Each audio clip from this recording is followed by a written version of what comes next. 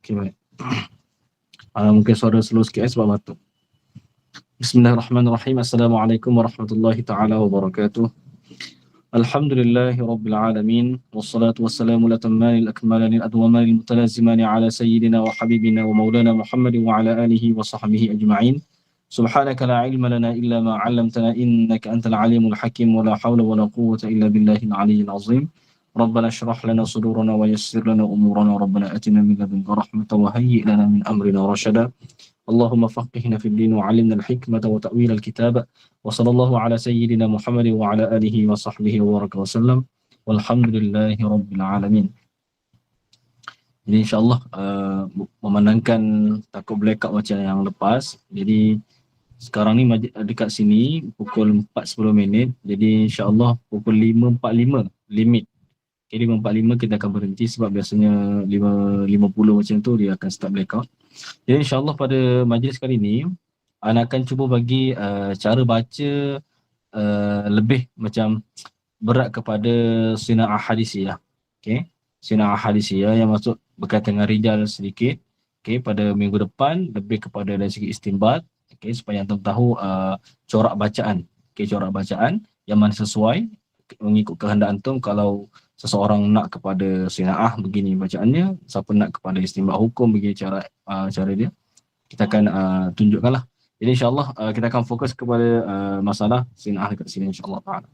Jadi kita sambung bacaan Sahih Bukhari dalam kitab Al-Ilm pada hadis yang ke-66. Qala al-Imam al-Bukhari rahimahullahu ta'ala wa nafa'ana bihi wa bi'ulumi masyayikhina fid darain amin. Qala babu man qa'ada haitsu yantahi bihi al-majlis. Bab menyatakan mereka yang duduk, okay, sekira bahawa habis majlis. Maksudnya dia duduk dekat mana, ada tak ruang-ruang lagi dekat majlis tu, dia duduk dekat situ. Wa man ra'a furjatan fil halqati, dan barang siapa yang melihat akan satu kekosongan di dalam halqah. Halqah ni iaitu satu bulatan, iaitu majlis ilmu, fajalasa fiha, maka dia duduk padanya, pada furjah itu. Halqah atau satu lughah yang kita panggil lughah yang kurang fasih boleh baca halaqah. Okay. Halqah ni iaitu bulatan menunjuk pada majlis ilmu. Cuma di dalam hadis Nabi SAW tentang kedudukan anak jari ketika isyarah tahiyat awal atau tahiyat akhir itu, Nabi membuat halqah tu bulatan, bukan masuk macam ni angkat tangan ni, buat macam tu. Tentang hadis Wa'il tu, Wa'il bin Hujur, bukan macam ni. Maksud bukan buat bulatan macam tu. Okey. Iaitu buat bulatan di antara jari wusta ni, di antara ibham di sini. Okey. Ni. Ya, tu maksud apa buat halqa, buat bulatan. Sama ada hujung wusta dengan hujung ibham ni ataupun hujung wusta di pertengahan ibham. Tu maksud halqa, itu membuat bulatan. Itu maksud bulatan. Bukan buat bulatan macam tu. Okey. قال حدثنا إسماعيل قال حدثني مالك عن إسحاق بن عبد الله بن أبي طلحة أن أبا مرة مولى عقيل بن أبي طالب أخبره عن أبي واقد الليثي أن رسول الله صلى الله عليه وآله وسلم بينما هو جالس في المسجد والناس معه إذ أقبل 3 نفر فأقبل 2 إلى رسول الله صلى الله عليه وآله وسلم وذهب واحد. قال فوقف على رسول الله صلى الله عليه وآله وسلم فأما أحدهما فرأى فرجة في الحلقة فجلس فيها وأما الآخر فجلس خلفهم وأما الثالث فأدبر ذاهبا فلما فرغ رسول الله صلى الله عليه وآله وسلم قال ألا أخبركم عن النفر 3 أما أحدهم فأوى إلى الله فآواه الله وأما الآخر فاستحيا الله منه وأما الآخر فأعرض الله عنه.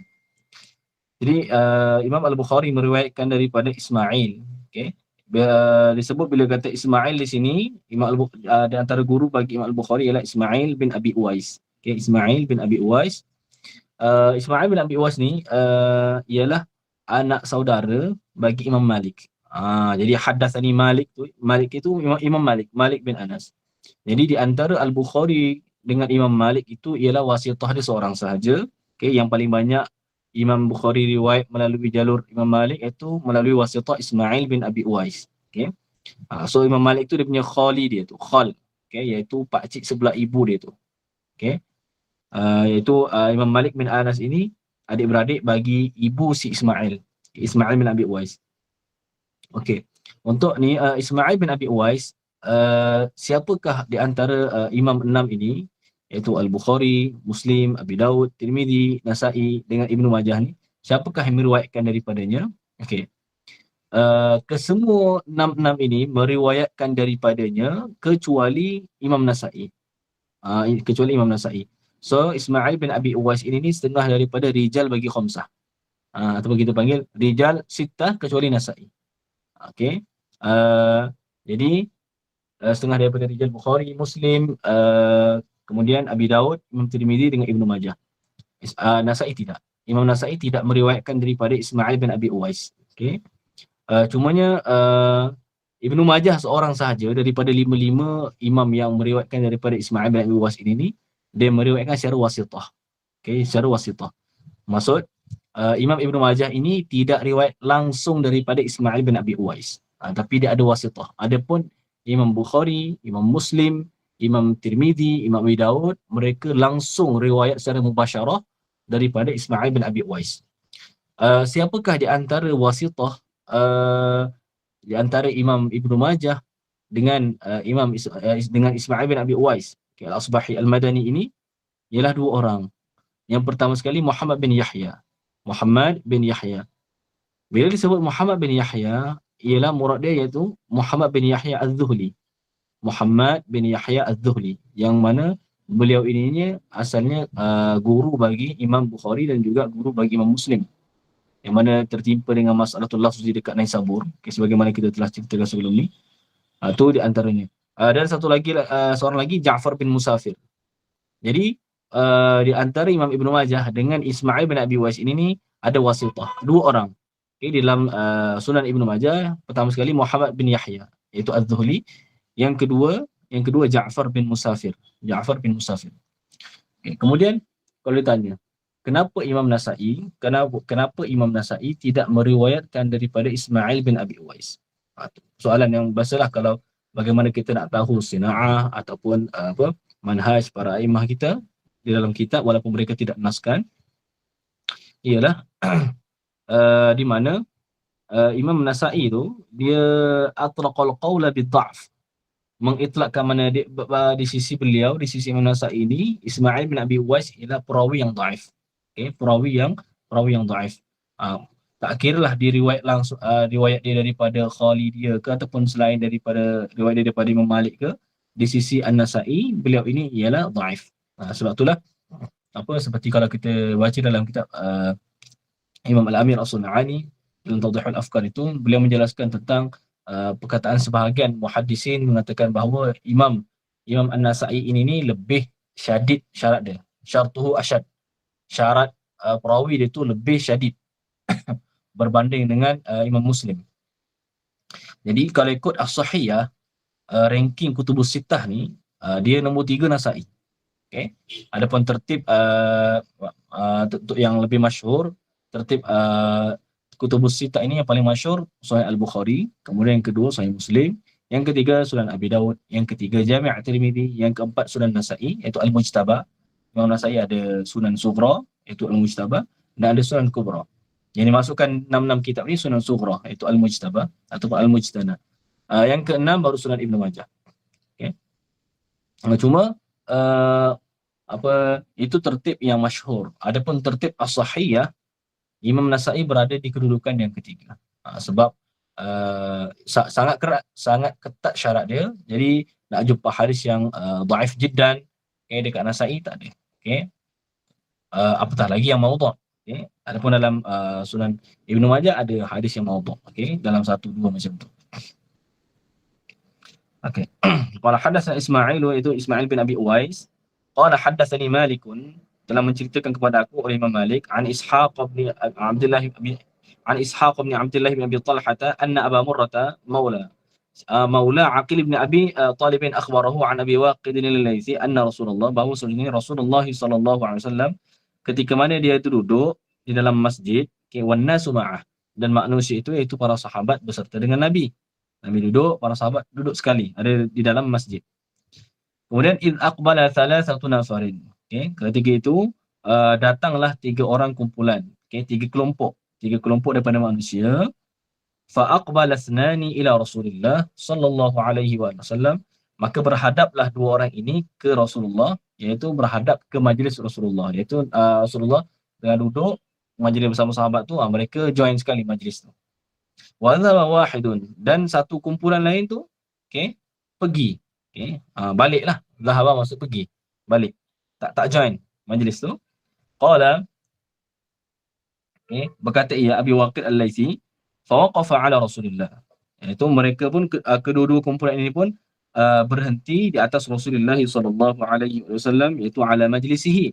Okay, dari segi lughah ni iaitu hadaf mudhaf lah, ala Rasulillah ay ala majlisi Rasulillah sallallahu alaihi wasallam. Fa amma ahaduhuma, adapun salah satu daripada kedua kumpulan ini, nafar ini, fara'a furjatan fil halqati, maka mereka melihat satu kekosongan, furjah, okey, di dalam halqah majlis itu, maka fajalasa fiha, maka dia pun ahaduhuma tu duduklah pada furjah itu, tempat ruang yang kosong lah. Macam biasalah majlis ilmu, kadang-kadang ada yang kat bahagian depan tu lah yang kosong, okay? Jadi dituntut untuk memenuhi yang kosong tu. Wa ammal akhar, dan ada pun satu nafar yang lain lagi, fajalasa khalfahum, maka duduk di belakang mereka, okay? Duduk di belakang mereka, iaitu mereka tidak ke depan, tidak memenuhkan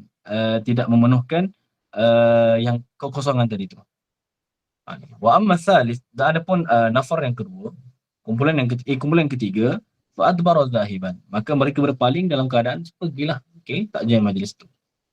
Falamma faragha Rasulullah sallallahu alaihi wasallam, tak kala selesai Rasulullah sallallahu alaihi wasallam daripada majlis beliau, qala, bersabda ia Nabi, ala ukhbirukum 'anil nafar thalatha, okey, tidakkah mahu aku mengkhabarkan kepada kalian tentang 3 kumpulan ini, okey. Amma ahaduhum, ada pun salah satu daripada mereka ini, daripada 3 kumpulan ini, fa'awa ila Allah, iaitu mereka itu menuju kepada Allah SWT, pergi kepada Allah SWT, iaitu dengan menghimpunkan diri mereka itu ke dalam majlis Nabi SAW. Itu maksudnya pergi kepada Allah SWT. Kemudian fa'awahu Allah, iaitu kemudian Allah pun menghimpunkanlah ke mereka itu, iaitu Allah membalaskan mereka itu. Maksudnya apa? Fa'awa ila Allah, maka mereka itu masuk, maksudnya berhimpun dengan Allah SWT, iaitu majlis Nabi itu, okey. Kemudian Allah pun membalas mereka itu, iaitu dengan menghimpunkan mereka itu dalam rahmat Allah. Wa ammal akhar, dan ada pun satu kumpulan yang lain, okey, masuk ke sini fa'awahu Allah tu, Allah himpunkan mereka itu Allah balas dengan menghimpunkan mereka itu di dalam rahmat Allah SWT. Dan satu lagi pula, satu kumpulan lain yang duduk di belakang mereka itu, fastahya, maka mereka malu. Jadi mereka tidak memenuhi furjah yang ada di hadapan mereka itu, bahkan mereka duduk di belakang majlis. Maksudnya duduk dekat majlis yang bahagian belakang. Dia tak jadi macam kumpulan pertama, bergerak ke depan memenuhi ruang kosong di hadapan. Okay? Sebab apa mereka malu, istahya tu? Sebab apa? Mereka meninggalkan muzahamah.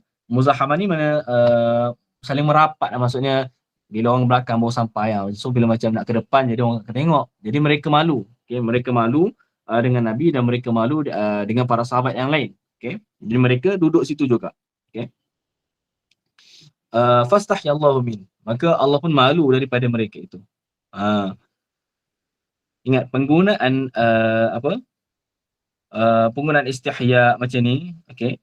Begitu juga dengan i'rad nanti, iaitu wa ammal akhar, ada kumpulan yang lain, iaitu yang ketiga, fa'arada, maka dia berpaling, okey, tak jangan tidak masuk dalam majlis Nabi.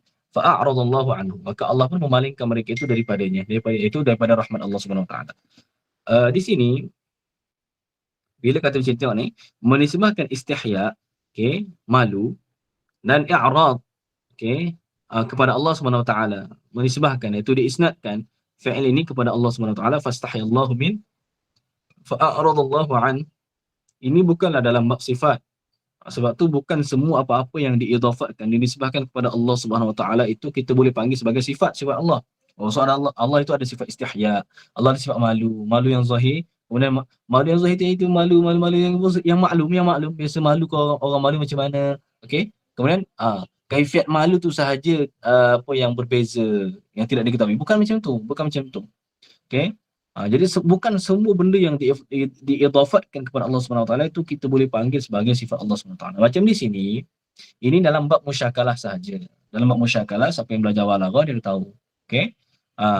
Jadi dalam bab musyakalah ni maksudnya apa? Yang ni fastahyallahu minhu, okey. Maksudnya apa? Allah masuk ke sini fastahyallahu minhu, kalau Allah malu daripada mereka itu, tapi Allah merahmati mereka kerana Allah tidak membalas mereka itu, maksudnya tidak menghukum mereka itu. Okey, sebab itu mereka join majlis Nabi itu. Itu maksud fastahyallahu min. Begitu juga fa'arada, berpaling. Maksud bukan berpaling maksudnya a'rada, sebab a'rada dari segi mana yang zahir itu iaitu berpaling, maksudnya daripada sini kita balik macam tu. Okey, maksudnya di sini iaitu Allah murka. Okey, sakhata alaihi maksudnya. Jadi mengitlaqkan istihya dan i'rad kepada Allah Subhanahu Wa Taala ini daripada bab musyakalah sahaja. Sama seperti kalau apa dalam Al-Quran, nasullaha fanasiyahum. Mereka itu lupa akan Allah. Fanasiyahum. Maka lupalah ia Allah akan mereka. Allah melupakan mereka pula. Jadi tak boleh.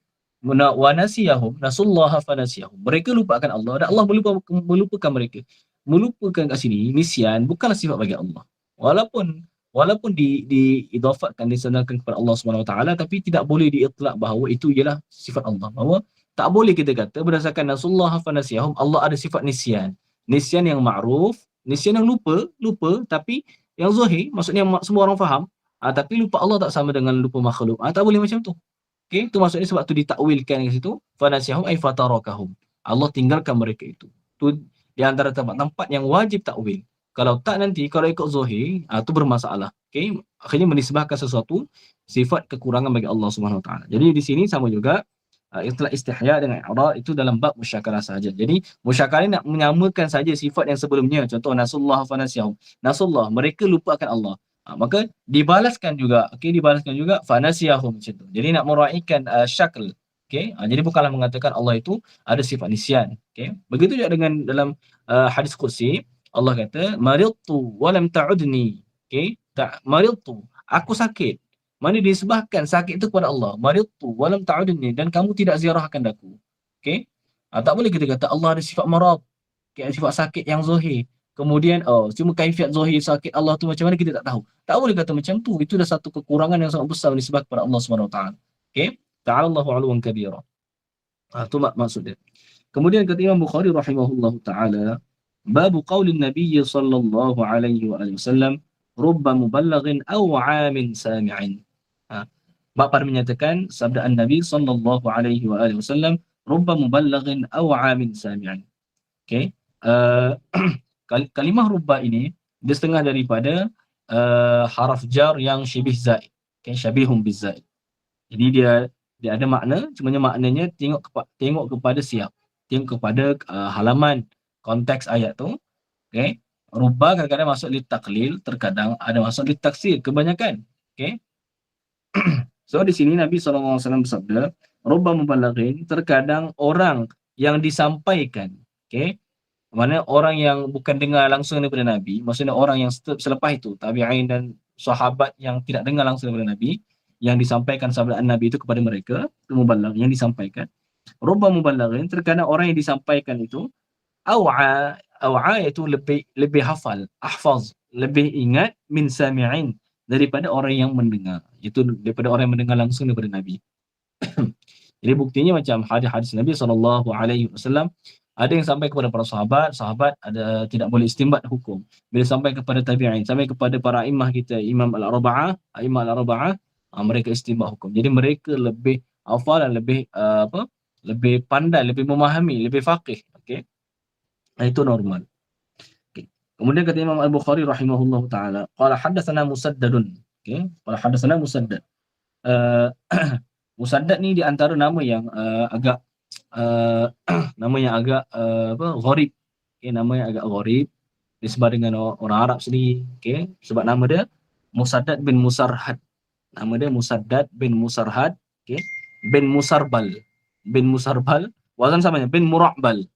Okay, 4 nama. Musaddad bin Musarhad bin Musarbal, okay. Kemudian Mura'bal, nama dia empat-empat tu.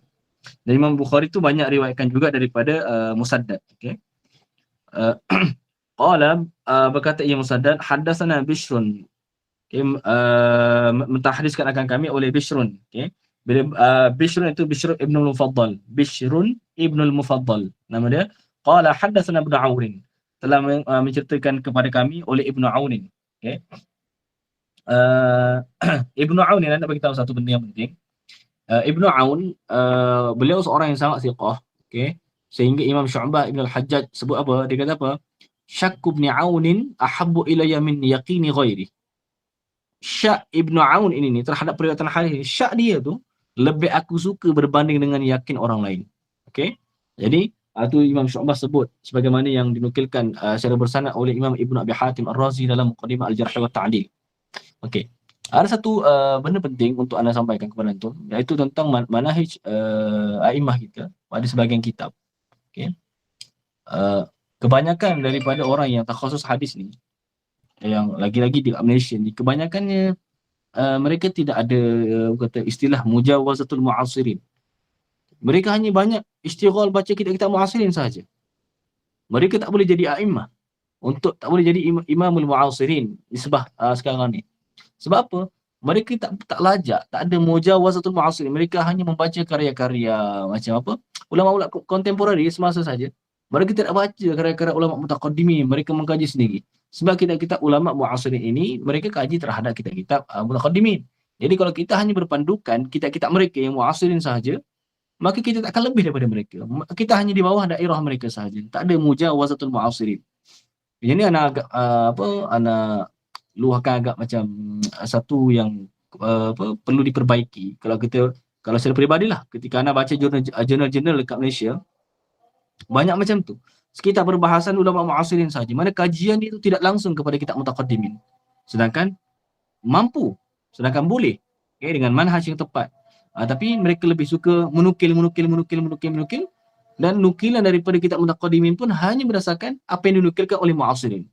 Mereka tak baca langsung kitab Sahih Al-Bukhari. Mereka tidak membaca langsung Tarikh Al-Kabir. Tidak mengkaji langsung kitab Al-Jarh wa Ta'dil bagi Imam Ibn Abi Hatim Ar-Razi. Tidak mengaji, tidak membaca langsung kitab Al-Kamil Ibn Adi.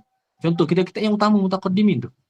Okey, yang ni kalau anda perasan sebab anda baca beberapa artikel daripada di Universiti Malaysia, macam tu. Mereka sekitar nukilan-nukilan daripada sesama mereka sahaja. Okey, yang itu benda yang perlu diperbaiki. Itulah guru anda tu pentingkan untuk mujawazatul mu'asirin. Okay. Boleh baca kitab-kitab mu'asirin sebagai intilaqan sahaja, iaitu yang untuk tepat nak bagi faham tajuk, kemudian kita pergi ke sana. Kalau kita hanya semata-mata faham yang kalam mereka saja, itu ilmu kita tak luas. Okay. Maksud kita belum masuk kepada daerah tatbik sebenar. Kita hanya taklid sahaja. Okay. Kejap, Ana nak jawab azan.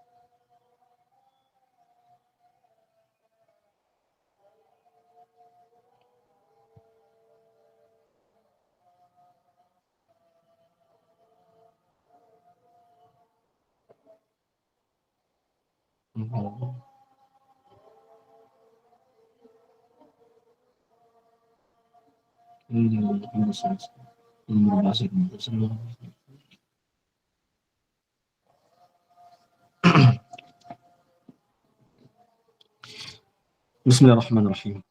Okay. Qala hadatsana Ibnu Aun. Tadi tentang Ibnu Aun sebutkan tentang manhaj beberapa kitab. Okay. Itu antum kena, kalau siapa yang takhasus hadis, dia ada cara dia yang cara tersendiri untuk mendalami ilmu hadis, bukan hanya terbatas kita kitab mustalah atau kitab muasir saja. Jadi macam Ibn Aun yang tadi, komentar daripada Imam Syu'bah, dia mengatakan Ibn Aun ini siqah dia tu macam mana, iaitu sehingga dia kata syakku Ibn Aunin ahabu ilayya min yaqin ghairi. Syak si Ibn Aun ini, okey, lebih aku suka berbanding dengan yakin orang lain. Jadi Imam Syu'bah ini kata-kata dia tu dikumpulkan secara khusus, okey, oleh Imam Ibnu Abi Hatim Ar-Razi dalam Muqaddimah Al-Jarh wa Ta'dil. Kitab macam ni lah yang wajib dipelajari. Okey. Jadi pelajar-pelajar kadang-kadang sedih, kadang-kadang dah habis PhD pun tak pernah baca langsung Muqaddimah Al-Jarh wa Ta'dil. Wajib baca bagi mutakhasis hadis. Okey. Kalau sebaik berguru, itu sebaiknya. Okay, guru yang pakar. Jadi Imam Ibnu Abi Hatim Ar-Razi yang wafat pada tahun 327 Hijriah ini, dia dalam Muqaddimah Al-Jarh wa Ta'dil, dia menyenaraikan beberapa kata nak bagi dapat tasawur asr riwayah. Apa yang berlaku pada tokoh-tokoh hadis, dia bagi biografi dan kata-kata dia semua tu, supaya orang tahu, oh macam ni asr riwayah, mereka riwayatkan hadis sebagainya. Benda tu tak ada dalam kitab mustalah. Tak ada dalam kitab mustalah. Okey. Jadi kalau ikut yang disiplin yang guru ana bagi, Dr. Sami Hafizahullah Taala, itu di antara kitab wajib daripada dia punya barnamij dia, program hadis dia tu wajib. Dan alhamdulillah kami dah mengaji kitab tu. Okey, saya berguru dengan beliau. Jadi di dalam itu kita boleh faham susunan Ibnu Abi Hatim Ar-Razi ketika menterjemahkan As-Saudi, Syu'bah dan sebagainya. Beliau mengasingkan kata-kata Syu'bah, sebab Syu'bah ni minal nuqad, setengah daripada nuqad, pengkritik hadis, ulama jarh wa ta'dil yang diiktimad perkataan dia. Jadi dekat terjemah, bahagian terjemah Imam Syu'bah bin Al-Hajjaj rahimahullah taala, Imam Ibn Abi Hatim Ar-Razi dia ada himpunkan buat satu bab khusus, okey, tentang perawi-perawi yang kata apa, ar-ruwah allazina takallama fihim Syu'bah bin Al-Hajjaj, okey, bil jarh wa ta'dil macam tu. Jadi mana siapa perawi-perawi yang mana dikomentari oleh Imam Syu'bah bin Al-Hajjaj, okey, Imam Ibn Abi Hatim Ar-Razi senaraikan secara huruf mu'jam. Secara huruf mu'jam. Contoh Ibrahim, kemudian Ismail. Apa kata Syu'bah terhadap perawi ini? Disusun secara mu'jam. Itu dilakukan hanya untuk Imam Syu'bah saja. Adapun Imam Sufyan Ats-Tsauri, contoh yang lain-lain tu, dia ada juga kataan dia, jarah dia dan ta'dil beliau kepada orang lain, tapi tidak disusun macam tu. Jadi sebab apa? Imam Syu'bah ni setengah daripada banyak dia punya akwal dia terhadap jarh ta'dil. Okay? Jadi Imam Ibn Abi Hatim Ar-Razi dia asingkan dalam bab tu. Okay? Jadi sangat macam susunan yang sangat bagus. Susunan yang sangat bagus. So, nasihat daripada antum, bagaimana tengok manhaj Imam Syu'bah, apa pandangan-pandangan dia, boleh buka dalam Muqaddimah Al-Jarh wa Ta'dil bagi Imam Ibn Abi Hatim Ar-Razi. Pada terjemah Imam Syu'bah dekat bahagian belakang tu, dia dikumpulkan bahagian tu. Antum baca kat situ. Okay? Disusun mu'jam tu, nama-nama seorang-seorang tu, mengikut huruf alif bata tu. Kemudian kita tengok daripada mana Imam Ibn Abi Hatim Ar-Razi ni dapat manhaj macam ni. Maksudnya ada salah bagi dia ke? Maksudnya ada orang sebelum dia dah buat macam tu ke? Bila dicek-cek balik, alhamdulillah, maksudnya ada. Ada. Iaitu apa, dalam kitab Tarikh Ad-Darimi. Okey, Tarikh Uthman Ad-Darimi. Dia tu anak murid bagi Imam Yahya bin Ma'in. Imam Yahya bin Ma'in. Jadi dia senaraikan mula-mula kitab Tarikh Ad-Darimi ini, beliau menyenaraikan ashabur ruwah. Ashabur ruwah maksudnya ashab Imam Syu'bah siapa, ashab Imam Zuhri siapa, berapa tabaqat, at-tabaqatul ula, at-tabaqatul tsaniyah, siapa dia tu yang mulazamah, kemudian itqan. Okey, kemudian selepas itu dia menyusun perawi yang dikritik, dikomentari, dijarah dan dita'dil oleh Imam Ibnu Ma'in secara huruf mu'jam juga. Jadi sina'ah daripada Imam Abu Sa'id Utsman Ad-Darimi ini telah diikuti oleh Imam Ibn Abi Hatim Ar-Razi. Sebab beliau Utsman Ad-Darimi ini wafat pada tahun 280 Hijriah. So dia dah buat kitab tu, kitab macam ni kita wajib baca. Sebab tu rasa macam ada something sebenarnya pengajian hadis. Okey, bagi mereka yang takut hadis, tapi kitab-kitab macam ni tak pernah terbayang pun, tak pernah nak baca pun. Okey, dia hanya baca kitab-kitab muasirin sahaja. Dia tu ada iskal. Okey, dia tak tengok sendiri. Praktikal, tatbik sendiri tu. Okey, akhirnya tatbik dia tu pun ambil daripada orang lain juga. Okey. Jadi tentang Ibn Aunin, mana perlu seorang yang siqah, mutqin, Ali bin Sirin daripada Muhammad bin Sirin. Okey, kita sentuh sikit tentang Muhammad bin Sirin sebab kita akan jumpa perawi yang banyak. Okey, ada yang anda nak sentuh perawi-perawi utama. Macam contoh, kalau nak masuk dalam sebagaimana Imam Ali bin Al-Madini sebut apa? Ma'rifatul rijal nisful ilm. Mengetahui rijal ini sebahagian daripada ilmu. Itu ilmu hadis sebab ialah hadis terbagi pada dua, sanad dan matan. Sanad ni ke rijal. Okey. Jadi mengetahui itu separuh daripada ilmu. Okey. Bagaimana nak mulakan mengetahui rijal? Okay, bagaimana nak mulakan? Jadi cara dia tu bukan antum pergi mana-mana hafal dalam buka Sirah Alamin Nubala lagi hafal sosong, bukan. Antum mulakan dengan yang menjadi madarul isnad. Mana cara macam mana mula-mula nak mempelajari nak mempelajari rijal ni secara memang yang kata yang betul-betul dengan disiplin yang terbaik, iaitu kita bukan pergi ambil satu nama ni betul kita kaji, bukan. Kita utamakan yang madarul isnad. Madarul isnad maksudnya apa? Bermula daripada Muhammad bin Sirin, daripada Imam Syekh Az-Zuhri sebagai siapa ashab dia tu. Kemudian siapa ambil daripada dia? Yang utama-utama, yang kebanyakan sanad-sanad kalau kita baca kutubus sittah pun sanad-sanadnya kembali kepada orang-orang ni. Itu nama dia madarul isnad. Jadi ada nasihatkan, wajibkan untuk antum, okey, sebagai wajibat antum baca muqaddimah Ilal Ali bin Al-Madini. Imam Ali Al-Madini banyak kitab yang sampai kepada kita, alhamdulillah. Ilal beliau, Ilal Ali bin Al-Madini, pada muqaddimah tu dia senaraikan madarul isnad.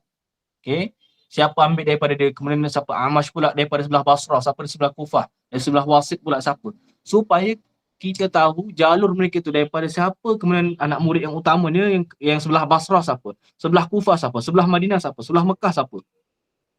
Kat situ baru permulaan untuk mengenal rijal, itu cara terbaik. Okey, antum buka biografi mereka, nama-nama orang ni tak ramai pun, dalam beberapa belas dulu. Okey, kemudian baru antum tahu anak muridnya kat sini, siapa yang itqan, anak murid tabaqat ula. Sebab mereka-mereka inilah kita akan jumpa kalau kita baca dalam hadis, mana-mana hadis pun mereka-mereka inilah. Okey. Jadi start daripada situ tu, kemudian fokus kepada al-muksirin. Al-muksirin minar ruwah. Syekh Adil Az-Zuraqi ada kitab dia al-muksirin minar ruwah, iaitu perawi yang banyak meriwayatkan hadis. Perawi yang banyak meriwayatkan hadis. Okey. Kemudian kita mulakan dengan Al-Bukhari. Tu kaedah dia. Bagaimana nak mempelajari rijal tu, menguasai ilmu rijal, iaitu mula dengan kitab Al-Bukhari. Sebab ni Bukhari ni punya rijal pada martabah ulia, martabat tertinggi sekali dari segi kethiqahan itu, keimaman itu.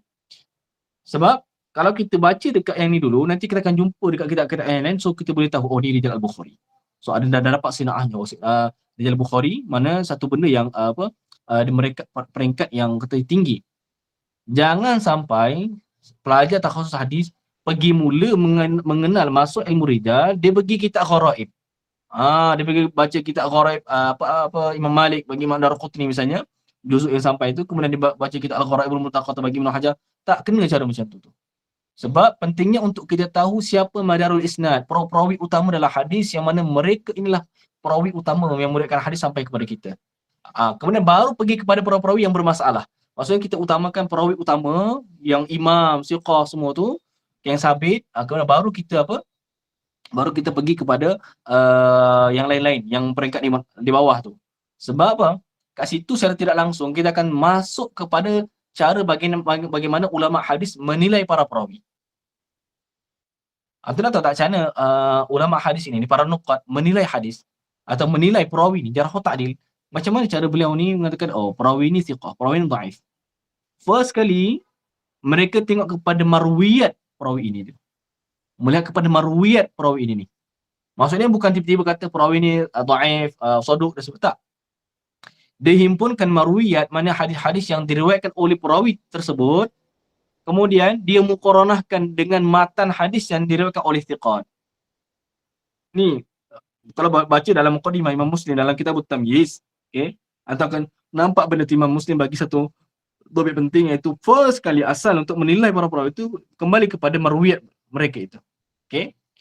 Jadi daripada marwiyat baru boleh tahu status perawi itu dhaif ataupun tidak. Jadi bila matan yang diriwayatkan itu banyak sama saja dengan matan diriwayatkan oleh hufaz, orang-orang yang madarul isnad ini, maka beliau dinilai sebagai thiqah. Okey. Adapun macam perubahan sedikit, takdim takhir, mana lafaz yang berbeza dan sebagainya, Yang tu dah rendah sikit martabat dia. Kalau lafaz yang berbeza, yang tu mula lagi jatuh. Sebab tu banyak macam contoh Ibn Hibban, dia banyak terkena dengan sabrul marwiyat, dia akan menggunakan apa? Yukhalifu thiqat. Perawi ini menyalahi thiqat. Itu lafaz yang thiqah meriwayatkan secara macam ni, dia riwayatkan secara macam ni. Perawi thiqat meriwayatkan secara marfu', dia secara mauquf. Dia terbalik macam tu. Okey. Sebab tu sambil-sambil untuk mengenal rijal ini praktik dengan kutubus sunnah. Tengok macam inilah contoh. Hadatsana Ismail. Siapa Ismail? So of course Imam Bukhari tak akan riwayatkan mereka daripada orang yang pada peringkat tinggi di sisi beliau. Hadatsana Malik, Imam Malik. Kemudian Ishaq bin Abdullah bin Abi Talha. Perawi ni pada martabat ulia. Kemudian tengok hadis-hadis ni, kalau kita baca kitab-kitab yang ajza' hadisiyah, masyakhat dan sebagainya, tengok hadis ni macam sama. Okey. Kita pelaga dengan yang Bukhari misalnya, Sahih Bukhari, sama. Dia punya sanad tu sama. Jadi perawi dalam tu maksudnya dia jaga hadis tersebut. Okey. Tu cara dia. Okey, tentang Muhammad bin Sirin, okey. Muhammad bin Sirin iaitu perkataan yang masyhur daripada beliau ini sebagaimana yang diriwayatkan oleh Imam Muslim dalam muqaddimah beliau. Ingat, apa-apa marwiyat ataupun athar ataupun hadis yang Imam Muslim bawa datang dalam muqaddimah beliau, antum ketika takhrij tak boleh kata akhrajahu Muslim fi sahihihi. Tak boleh kata macam tu. Antum kena bezakan muqaddimah dengan dia punya isi sahih tu.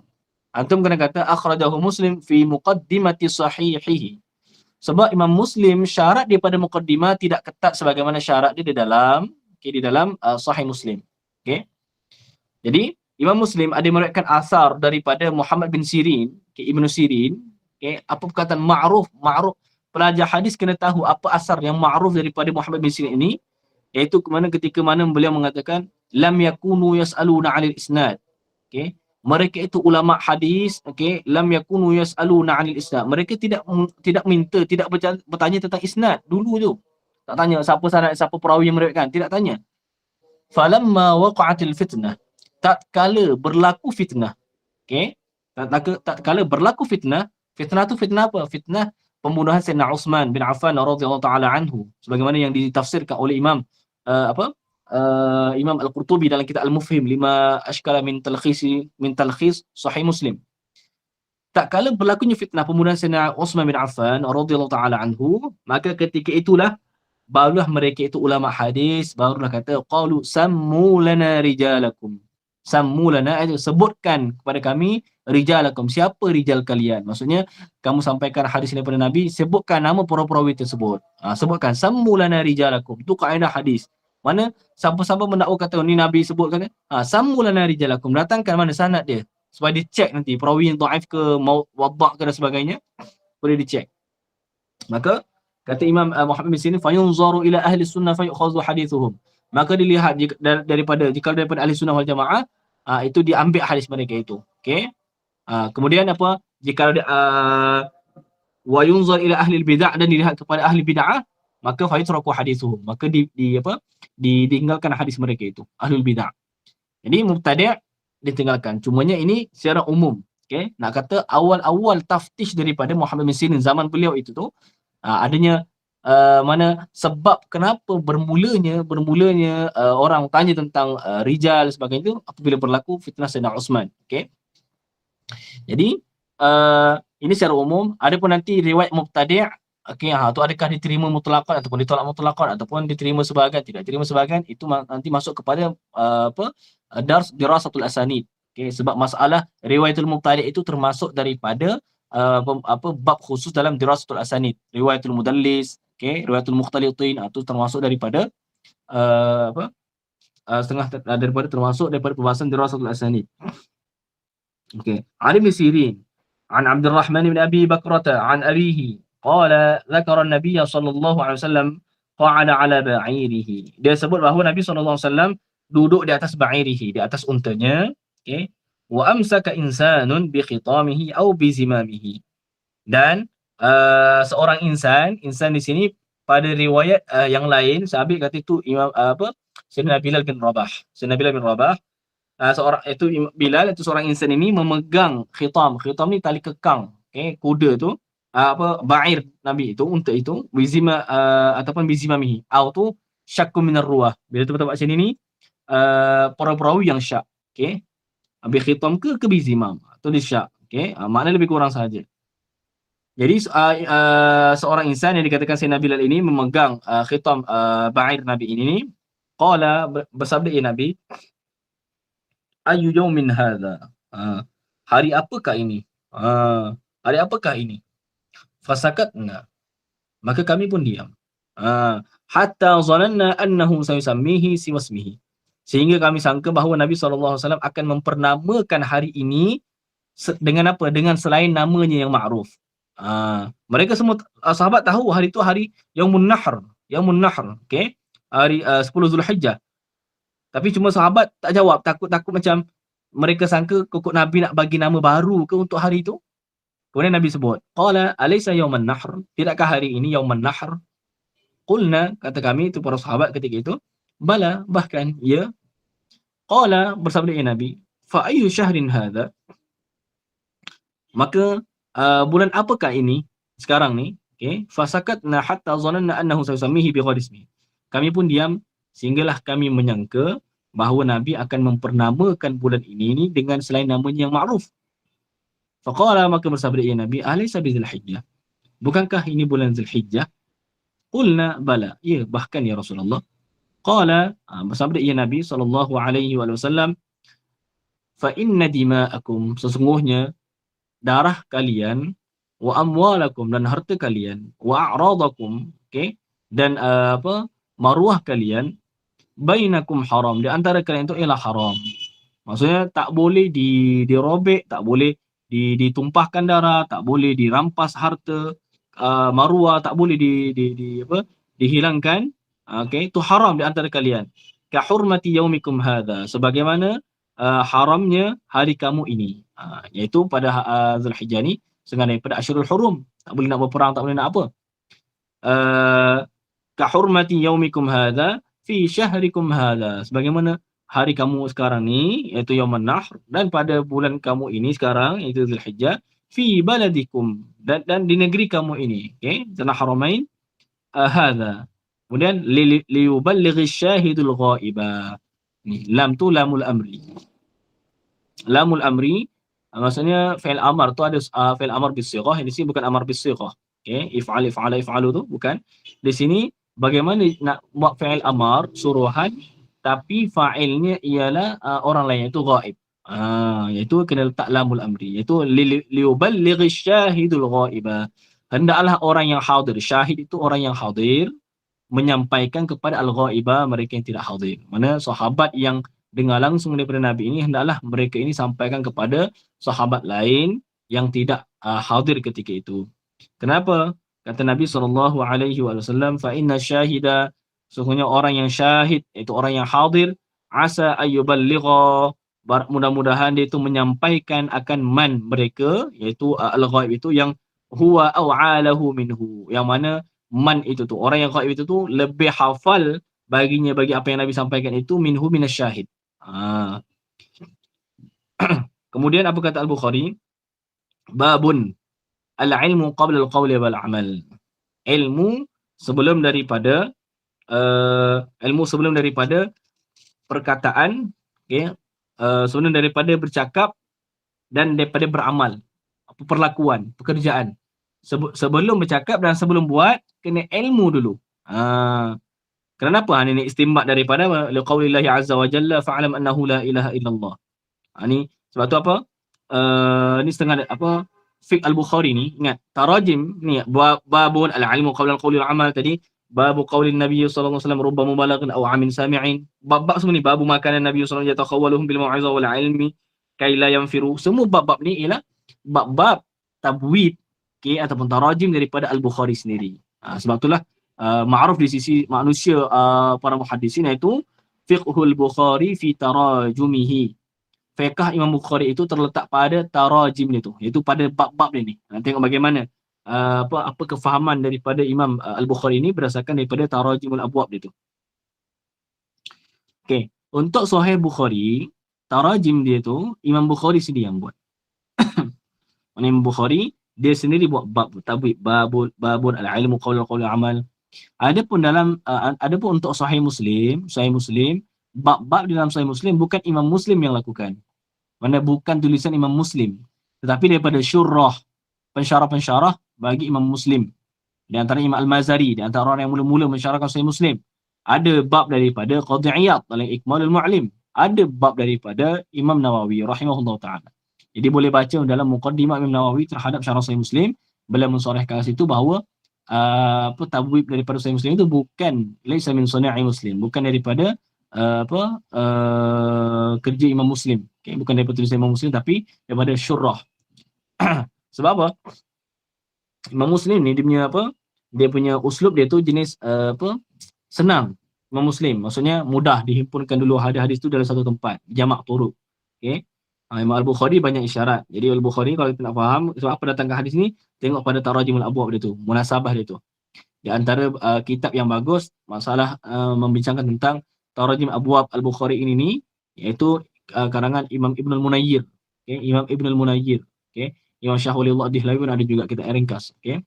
Ada pun kitab yang besar tu Dhiya Usari, sepanjang dalam 20 jilid macam tu, membahaskan tentang fiqh tarajim Al-Bukhari sahaja. Jadi Al-Bukhari meletakkan bab ilmu dulu sebelum daripada perkataan dan sebelum daripada perbuatan. Istinbat daripada mana? Liqaulillahi azza wa jalla, kerana firman Allah Ta'ala, fa'alam annahu la ilaha illallah. Nak ketahuilah oleh engkau annahu, bahawasanya ia al-hala wa sya'an, la ilaha illallah, tidak ada Tuhan melainkan Allah. Jadi tu la ilaha illallah tu qaul. Okey, qaul. Sebelum daripada qaul, sebelum daripada i'tiqad, kena belajar dulu. Kena belajar ilmu, kena ilmu dulu. Okay? Ilmu tak depan. Okey.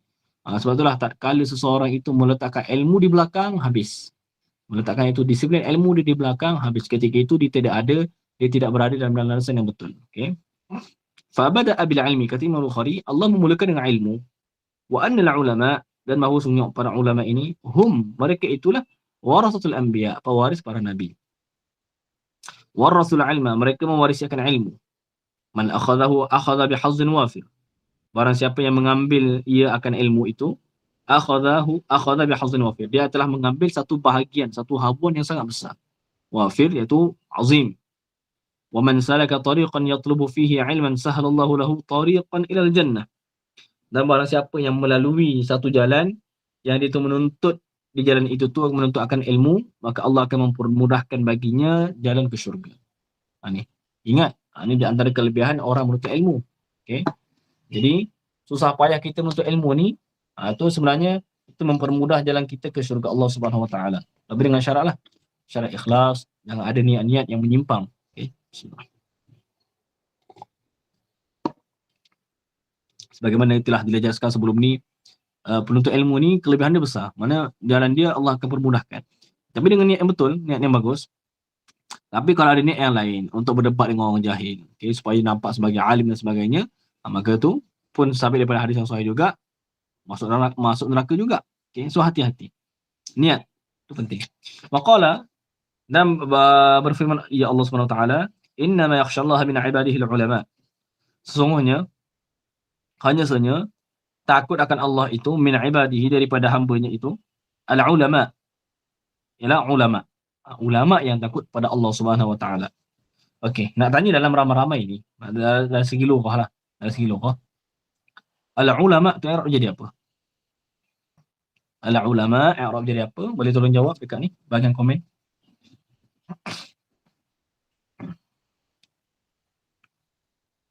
Okey. Fa'il lain. Fa'il lagi. Ada lain tak? Al-ulama jadi fa'il. Fa'il bagi yakhsha, iaitu lafzul jalalah maf'ulun bih muqaddam.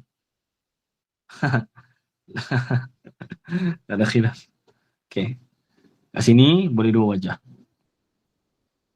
Yang ma'rufnya al-ulama jadi fa'il bagi yakhsha.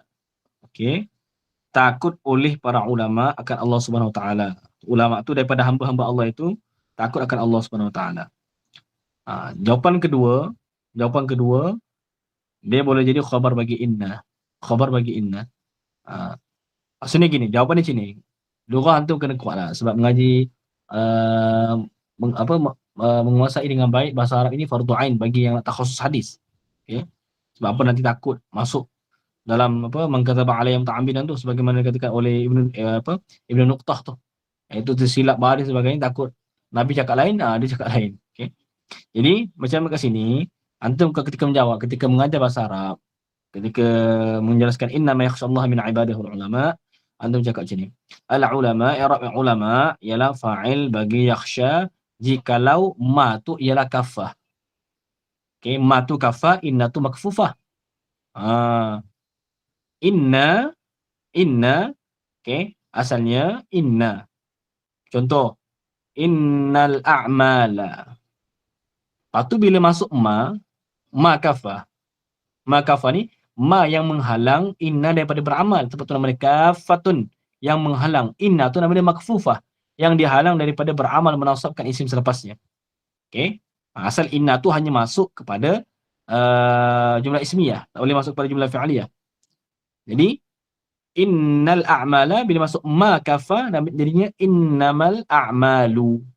Jadi a'malu dia tak boleh jadi isim bagi inna dah sebab ada dah ma tu namanya kafah yang menghalang inna daripada beramal menasabkan isim selepas dia tu. Okey. Adapun ketika i'rab biasa orang i'rab apa innama dia kata apa kafatun makfufah. Kafatun makfufah itu nama dah berlaku dalam lafaz wa nashrul musyawwash dah dalam balaghah. Sebab kafatun makfufah. Kafah kembali kepada ma, makfufah kembali kepada inna. Kalau ikut tertib dia tu makfufatun kafah iaitu inna makfufah ma kafah. Okey. Ala kulli hal maksudnya ma tu jika maksudnya al ulama i'rab jadi fa'il bagi yakhsha jikalau ma tu ma kafah. Okey. Dan di i'rab okey jadi khabar bagi inna jikalau ma tu ma al mausulah dengan maksud innal ladzi. Okey. Sesungguhnya seseorang yang takut akan Allah itu daripada hamba-Nya ialah al ulama, ialah ulama'u. Tu khabar bagi inna jikalau ma tu pula ma al mausulah. Boleh rujuk sebab tu apa? Permasalahan-permasalahan i'rab macam ni antum kena belajar kitab yang tinggi. Jangan ada al-haibah minal kutub. Takut sangat dengan kitab. Okey, takut sangat dengan kitab. Kat sini boleh baca dalam Mughnil Labib bagi Imam Ibn Hisham. Ibn Hisham Al-Ansari ni dia apa? Dia antara kelebihan dia tu dia istishhad dengan Al-Quran, hadis begitu dengan syair. Okey. Jadi kat sini bacalah. Sebab mula-mula nak belajar dulu di pondok. Okey. Ada baba latih benda tu. Okey. Haibah minal kutub tu jangan ada. Maksudnya benda kita boleh baca walaupun tak faham 100% tapi akan ada benda yang kita boleh faham. Dan dalam Mughnil Labib misalnya bukan semua benda susah. Okey. Jadi baca permasalahan lagi-lagi mufradat, contoh hamzah. Okey, ba harf jatuh makna dia apa? Kemudian ma tu, apa maksud ma tu? Okey, man, min, apa maksud dalam lugah tu? Buka dalam juzuk awal dalam Mughnil Labib bagi Imam Ibn Hisham. Kita nak baca lah dulu zaman pondok tu. Sini ada wajahnya jikalau inna ma tu kafah, jika ma tu mausulah dan sebagainya. I'rab sekian. Belajar macam tu. Okey. Walaupun setengah orang kata Mughnil Labib kita terlalu tinggi lah apa semua. Tak. Okey. Sebab itu kalau bukan kita yang takhasus agama ni, kalau bukan kita yang baca, siapa lagi nak baca? Okey. Wa qala dan berfirman ya Allah Subhanahu Wa Taala wa ma ya'qiluha illa al-alimun. Dan tidak faham akannya illa al-alimun, mereka orang yang pandai. Okey, orang yang berilmu. Wa qalu law kunna nasma'u aw na'qilu ma kunna fi ashabis sa'ir. Dan mereka tu berkata dalam ahli neraka itu, jikalau kami dulu ni dengar, okey, dan kami berfikir, tidaklah kami ini termasuk daripada ashabus sa'ir, ahli neraka sa'ir. Okey. Wa qala hal yasawi alladhina ya'lamuna wal ladhina la ya'lamun, adakah sama orang yang mengetahui dan orang yang tidak mengetahui? Wa qala Nabi sallallahu alaihi wasallam man yuridillahu bihi khairan yufaqihu fid din. Barang siapa yang Allah kehendak dengannya itu akan satu kebaikan, macam kita dah jelaskan, khairan di sini pada siyak syarat. Okey, pada siyak syarat, maka ini faedah umum. Siapa yang Allah kehendak dengan itu kebaikan yang sangat besar. Okey. Nasya Allah yufaqihu fid din. Allah akan memberi faham kepada itu dalam agama. Jadi kefahaman terhadap satu agama ini menjadi dalil tentang kata Allah nakkan kebaikan kepada seseorang itu tu. Maknanya kalau kita tengok seorang pelajar ni tengok dah Allah dah buka ilmu kepada dia tu, dia dah start tafakuh, faham agama, mendalami agama. Dah, itu jadi dalil bahawa Allah mengkehendakkan satu kebaikan yang sangat besar kepadanya tu. Okey. Wa innamal ilmu bitta'allum. Dan hanya saja itu ilmu itu dengan ta'allum. Okey, ta'allum ni dari segi bahasa Arab daripada wazan tafa'ul. Kalau belajar dalam mata bina tu, wa bina'uhu litakalluf. Okey. Binanya mana pesen dia tu, okey. Back dia tu bahasa Thailand, back dia tu. Pesen dia tu iaitu menunjuk kepada apa? Litakalluf. Mana takalluf ada keberatan, ada padanya kulfah, keberatan. Ilmu, ta'allum, okey. Ta'allum ni belajar, maksudnya ada payah. Dia tak jadi alim kalau duk tenang-tenang tengok YouTube contoh, lepas tu tengok orang rakaman, tengok macam tak ada penat langsung. Dia tak ada majlis syuyuh dan sebagainya.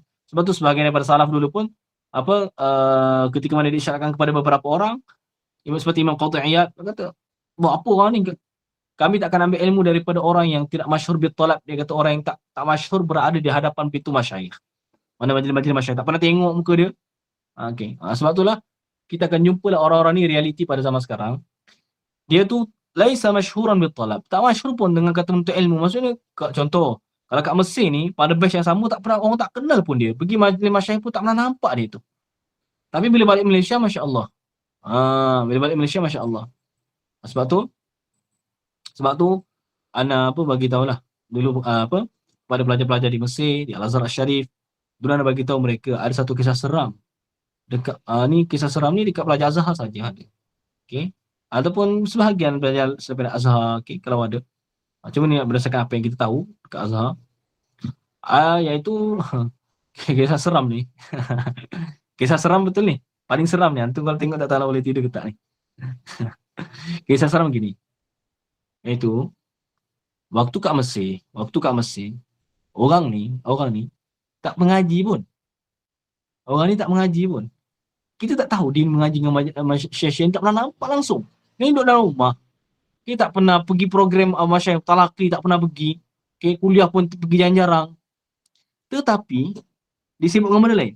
Tetapi bila balik Malaysia, dia jadi ulama. Dia jadi ulama. Mana dia jadi ulama? Faham tak jadi ulama tu? Dia dapat istilah ulama tu. Tu seram. Seram tak kisah ni? Sangat seram. Okey. Yalah. Jadi akhirnya apa? Menyampaikan ilmu salah. Sedangkan kesalahan-kesalahan selagi fi itadit talab pada ketika menuntut ilmu ni tak masalah. Ini dah pergi kepada mendakwah dan sebagainya, dah digelar sebagai ulama. Salah dia banyak. Tak tahu nak cakap macam mana dah. Okey, sebab apa? Dia bukan mengaji. Okey. Jadi sebab tu penting bab ni. Sebab tu Imam Bukhari letak sini ni. Wa innamal ilmu bitta'allum. Ni dalam hadis yang marfu', iaitu hadis ini. Maksud ilmu itu iaitu dengan bitta'allum. Kena susah payah. Bagaimana yang kita sebut sebelum ni kan tentang asar daripada Yahya bin Abi Katsir dalam Sahih Muslim. La yustatu' al-ilmu bi rahatil jismi. Ilmu itu tidak boleh dapat dengan rehatnya tubuh badan. Tak boleh, dia kena penat. Sampai kena demam, maksudnya pernah sakit sebabkan ilmu, penat sangat, tak cukup makan dan sebagainya. Okey. Bagaimana kisah Imam Abu Hatim Ar-Razi ketika mana melintasi satu sahra, hampir-hampir mati. Sahabat-sahabat yang lain tu ada dah pingsan dan sebagainya. Sampai menuntut ilmu macam tu. Okey. Sebab tu maksudnya at-tadayyun bil ilm. Maka mereka menjadikan ilmu tu sebagai orang kata mereka beragama dengan ilmu tu. Amanah penuh. Okey. So kalau kita baca contoh macam anda sebut tadi tu, tasawur asr riwayah. Kita dapat gambarkan asr riwayah tu macam mana. Kita akan dapat faham tohmahan daripada mustasyriqin, golongan orientalis, okey, orientalis, termasuk juga mustaghribin, orang-orang yang kata, anda tak pasti istilah mustaghribin dalam English dia apa. Kalau mustasyriqin ni orang-orang yang macam memandang rendah konsep ketimuran ni, okey. Jadi dia belajar ilmu orang-orang masyrik, ilmu Islam ni, kemudian dia nak rosakkan daripada dalam. Itu orientalis. Dia belajar ilmu tentang Nusantara dan sebagainya, kemudian tengok orang kekurangan, betul dia tipu dan sebagainya, fakta tu. Jadi itu orientalis. Kalau kat negara Arab ni macam tu, dia belajar Islam, kemudian tengok mana-mana agak yang boleh serang, dia serang kat situ. Itu orientalis, mustasyriqin. Adapun seorang lagi mustaghribin, ni terbalik. Ni orang-orang masyrik, orang-orang timur yang mengagung-agungkan budaya-budaya barat, konsep-konsep barat. Jadi dia sehingga macam yang Islam ni tak ada apa-apa, yang bagus yang Arab barat macam tu yang lagi bagus. Itu mustaghribin. Okey. Sebahagian daripada tohmahan, orang tak ada hadasiyin, golongan modernism semua kat sini, sama ada mustasyriqin atau mustaghribin. Mereka ni kata apa tau? Dia kata apa? Oh, ni hadis-hadis ni ada yang rekaan daripada ulama hadis ni kata sebab mereka dekat dengan sultan dan sebagainya. Mereka ciptalah hadis palsu, sultan macam ni. Ini punca dia tu tak dapat tasawur asr riwayah. Bagaimana masa ketika riwayat, okey, kurun ketiga, kurun keempat tu, okey, mereka tak tergambar pun. Sebab tu siapa nak dapatkan ni, baca Muqaddimah Jarh wa Ta'dil bagi Imam Ibn Abi Hatim Ar-Razi. Baru orang tu tahu betapa bahawasanya mustahil benda tu berlaku. Mustahil benda tu berlaku. Sebab apa? Antum kena baca. Masa nak kena bagilah. Okay, sebab kita ni pembesar juga. Ulama yang begitu zuhud, sangat orang kata al-haqq haqq ayuttaba, tak ikut raja langsung. Siap seperti Sufyan Ats-Tsauri. Okay, siap masuk. Malik raja masuk dalam kemah dia tu. Okay, ketika itu ada An-Nakhai dan sebagainya. Yang lain-lain macam hormat dia, mana anta? Dia macam tu je. Raja-raja takut dengan dia. Okay. Sampai apa dia buat datangkan majlis Malik ketika itu tu. Maksudnya dia buat macam orang gila. Dia buat macam jadi orang gila macam tu. Sebab apa malah nak lama-lama masa kat tempat mereka itu. Jadi tomahan kata mereka dapat suapan daripada sultan, dibiayai dan sebagainya, itu tak betul. Jauh sama sekali daripada tasawur ketika asr riwayah. Bagi dia kata merentasi apa semua benda semua ni. Ini sebab dapat dana daripada kerajaan lah ni. Sebab tu dia boleh pergi tempat yang jauh-jauh. Ya salam, ya salam, ya salam. Baca bagaimana kisah Imam Ahmad bin Hanbal tak dapat nak pergi kepada guru beliau. Akhirnya terpaksa tak ada duit belanja. Akhirnya terpaksa ambil secara wasithah dan sebagainya. Para ulama hadis tak ada belanja ke situ. So tak dapat nak pergi. Macam kita panggil lah, tak ada tambang, tak ada duit tambang. So tak boleh nak pergi rehlah kepada ulama ni. Nampak? Jadi tak ada kaitan langsung dengan keduniaan. Mana dapat tergambar tak dalam kepala otak kita ni, orang-orang yang macam ni yang ikhlas, mana tak terima langsung habuan dunia, tiba-tiba dia katakan, ni terima daripada sultan, mereka sanggup, mereka hari palsu. Jauh sama sekali. Okay, jauh sama sekali. Waktu kita macam ni, jangan nak buat satu macam Nahdhah Hadisiyah dekat Malaysia, perlu kepada perubahan yang macam ni. Ni hanya baca kitab mustalah saja, baca syarah hadis saja. Dia tak masuk kepada yang ulum hadis yang disiplin penuh dia tu. Okey. Maksudnya kepada sina'ah tu. So dia masuk kepada rijal, masuk kepada matan, kritikan, manahij dan sebagainya. Okey. Macam tadi nak sentuh tadi tu, masalah Imam Nasai. Imam Nasai tak pernah soreh pun kata syarat dia lebih syar'i daripada Imam Muslim dan sebagainya. Tak pernah soreh. Tapi ulama memeriksa daripada kitab beliau, daripada kitab Al-Mujtaba, dengan Sunan Kubra beliau itu tu, daripada nampak syarat dia tu, daripada sina'ah Imam An-Nasai itu, nampak kata syarat tu lebih ketat daripada sebahagian ulama lain, khususnya Muslim. Okay? Jadi benda qadiyah ni tak boleh dinafikan. Mana qadiyah syarat Imam Nasai itu lebih ketat daripada syarat Imam Muslim, tak boleh dinafikan dengan semata-mata sebab Imam Muslim tak kata pun dalam kitab dia. Bersamalah juga masalah ni, masalah syarat Bukhari dan Muslim. Ada sebahagian ulama, macam contoh ulama kontemporari macam sebut sebab kadang-kadang bila tak sebut ni pelajar tak tahu. Syekh Bashar Anwar Ma'ruf, hafizahullah taala. Beliau menafikan langsung. Dia kata apa? Imam Muslim, Imam Al-Bukhari takkan syarat pun, tak sebut pun syarat dia beliau gini. Ulama pula lagi tambah-tambah. Mana benda tak ada pun.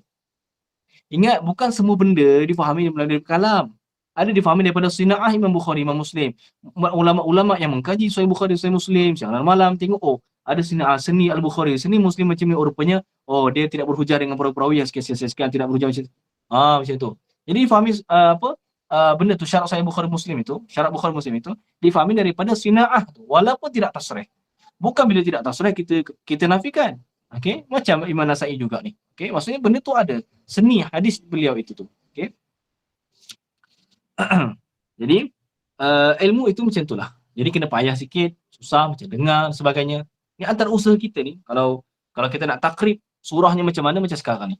Antum dengar di sebelah malam. Mungkin antum ada sebahagian daripada antum kerja siang tadi. Malam waktu rehat sepatutnya. Tapi untuk ilmu juga. Sama-sama dengan hadis Nabi SAW.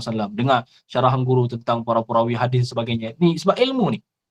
Tu, orang lain mungkin dah rehat. Okey, antum mungkin bekerja lagi, internet pula habis sebagainya, kena kerja pula, bayar. Semua tu ingat tu, semua tu akan dihisab oleh Allah Subhanahu Wa Taala sebagai kata jariah yang solehah. Okay, insya-Allah taala. Kemudian qala Abu Dzar, kata Abu Dzar, di sini Abu Dzar bukan Abu Dzar Al-Harawi itu.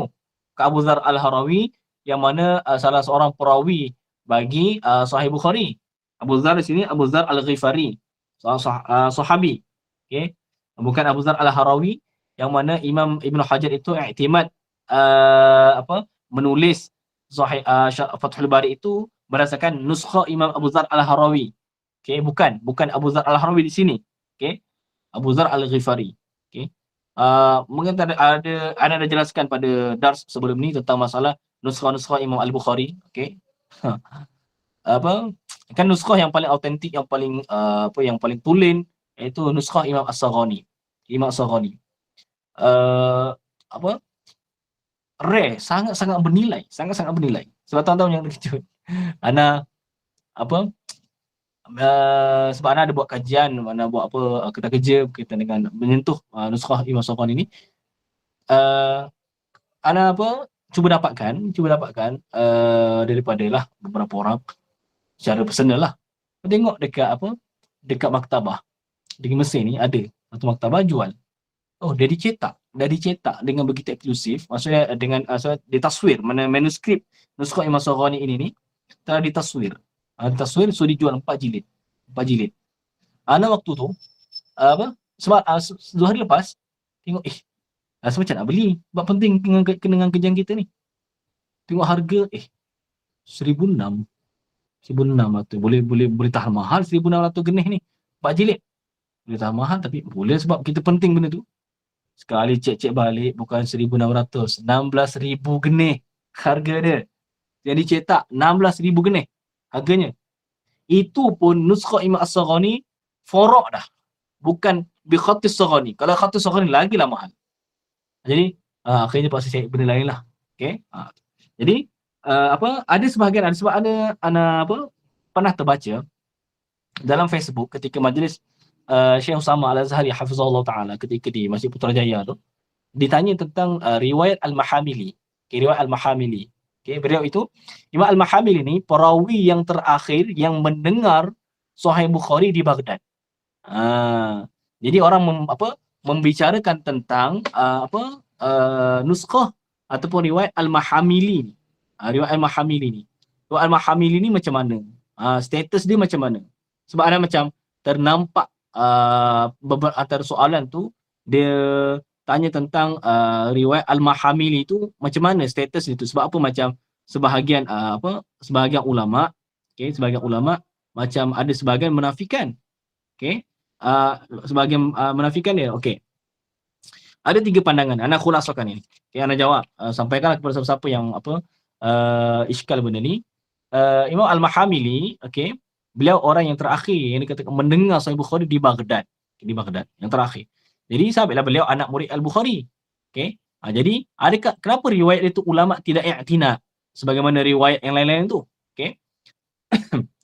Jawapan dia ni ada 3 pandangan ulama. Pertama sekali, satu pandangan mengatakan tidak sabit langsung riwayat Al-Mahamili daripada Al-Bukhari. Pandangan kedua, sabit mutlaqan riwayat Al-Mahamili daripada Al-Bukhari. Pandangan ketiga, pandangan yang rajih. Sabit sebahagian. Sabit sebahagian. Berdasarkan daripada qara'in. Kemudian bila hasil kajian, bila dibuat kajian tentang riwayat Al-Mahamili daripada Al-Bukhari langsung secara mubasyarah itu sabit 17 hadis. Sabit sebanyak 17 hadis. 17 hadis. Daripada 17 hadis itu tu, ada hadis yang dhaif. Maksudnya ada riwayat Al-Mahamili riwayat daripada Al-Bukhari tapi hadisnya hadis dhaif.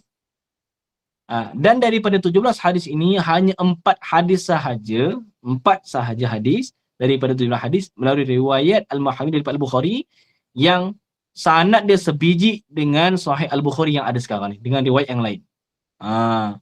Jadi kita dapat tahu bahawa yang sabit riwayat Al-Mahamili itu hanya 4 hadis sahaja. Jadi sebab itulah 4 hadis sahaja, sebab tu ulama tidak kepada nuskah beliau sebab nuskah imam-imam yang lain itu tu lebih banyak, lebih utama untuk diiktina. Itu jawapan bagi soalan tersebut. Imam Al-Mahamili. kata Abu Dzar Al-Ghifari, kata la wada'tum samsamah, jikalau kalian meletakkan somsomah. Somsomah ini iaitu pedang yang satu mata. Okey. Pedang kan ada kadang-kadang pedang yang dua mata, mana sebelah sini. Ini yang pedang yang sebelah mata saja, macam kita panggil parang lah. Okey. Jikalau kalian meletakkan somsomah, somsomah tu iaitu pedang yang anda sebutkan tadi tu.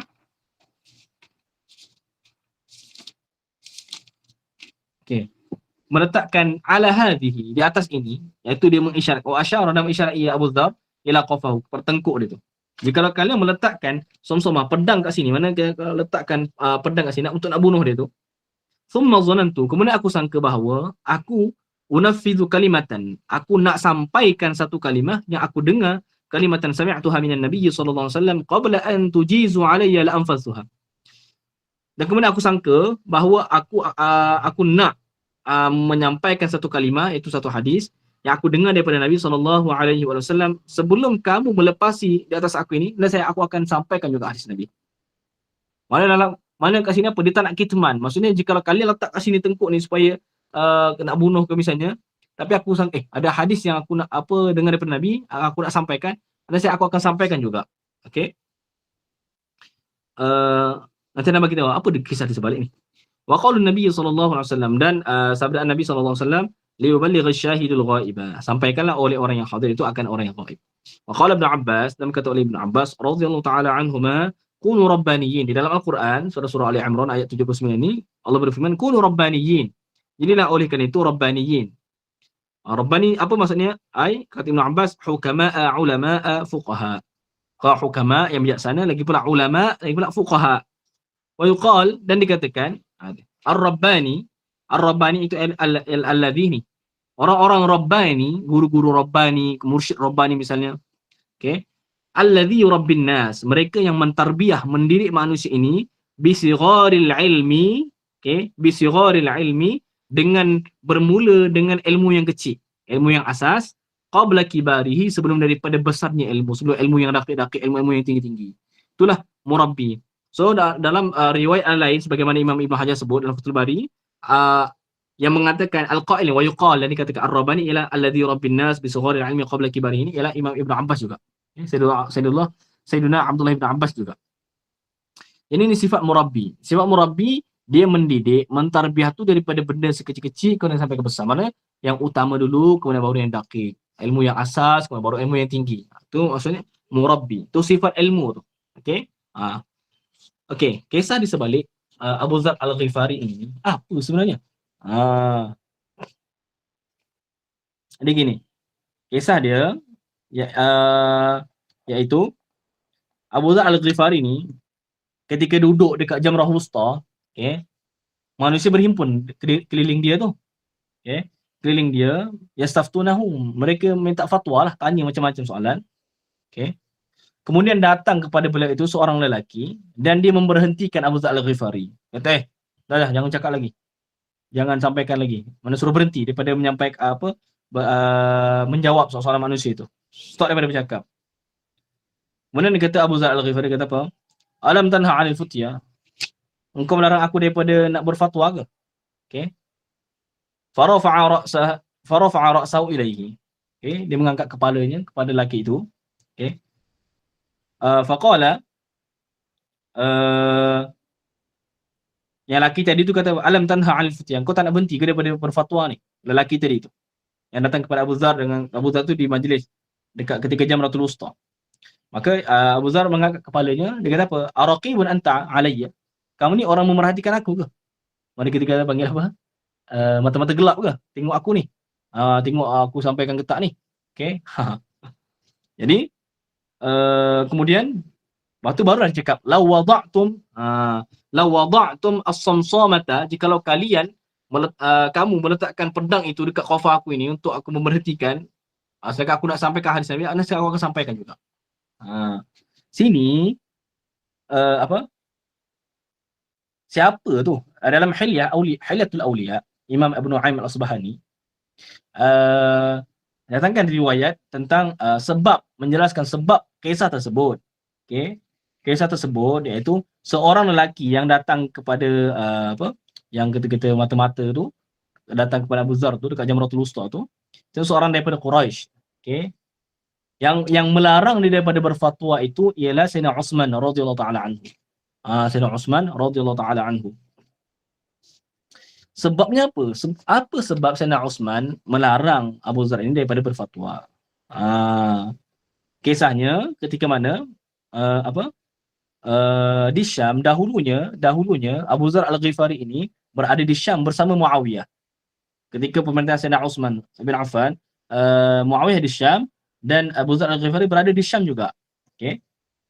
Dan Abu Dzar ini berbeza pandangan bersama dengan Muawiyah. Maksudnya mereka ada isu berbeza pandangan berdasarkan tafsir takwil firman Allah Taala, walladzina yaknizuna adh-dhahaba wal fiddata wa la yunfiqunaha fi sabilillah fabashshirhum bi'adzabin alim.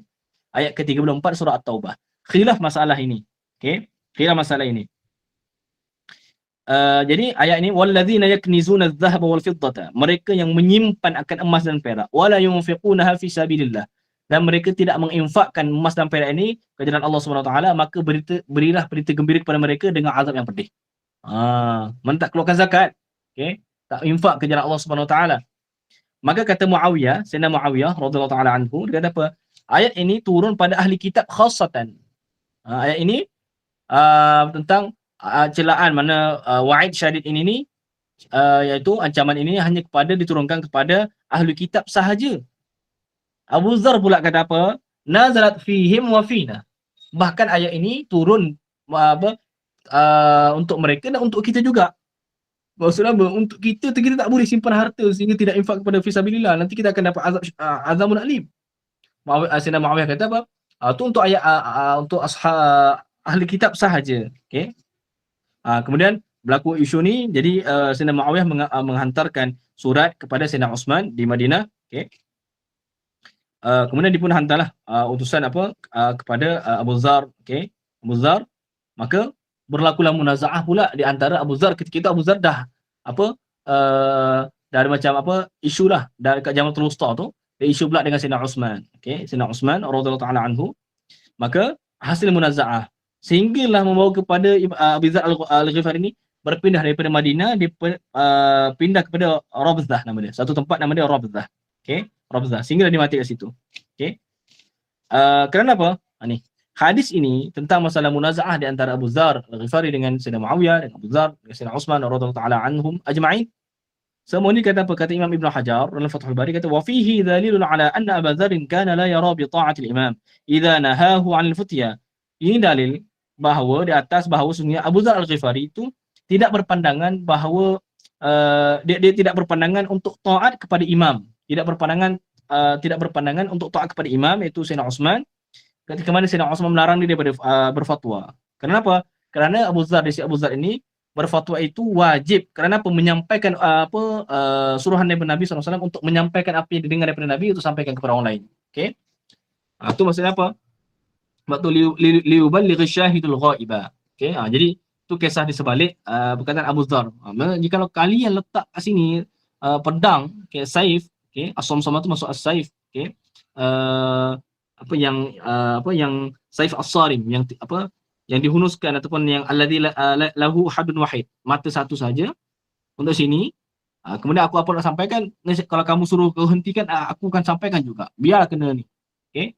Sebab di sisi dia tu kena sampaikan apa yang dia dengar daripada Nabi untuk sampai kepada generasi seterusnya. Kemudian Nabi SAW, kemudian Imam Bukhari meletakkan bab yang lain, iaitu maksud tadi ni ar-rabbani alladhi yurabbin nas fi sughari al-'ami qabla kibarihi, itu maksudnya itu bitadrij, dengan secara berperingkat-peringkat, secara orang kata apa, tadarrus. Okey, naik kelas 1, kelas 2, kelas 3 macam tu. Itu sifat ilmu. Dia tak boleh mengaji sekali macam tu. Okey, mula-mula ngaji ilmu hadis, nahunya tak ada, sorafnya tak ada, tiba-tiba nak ngaji Sahih Bukhari misalnya, ataupun nak ngaji Fathul Mughis misalnya. Okey, tu tak kena lah tu.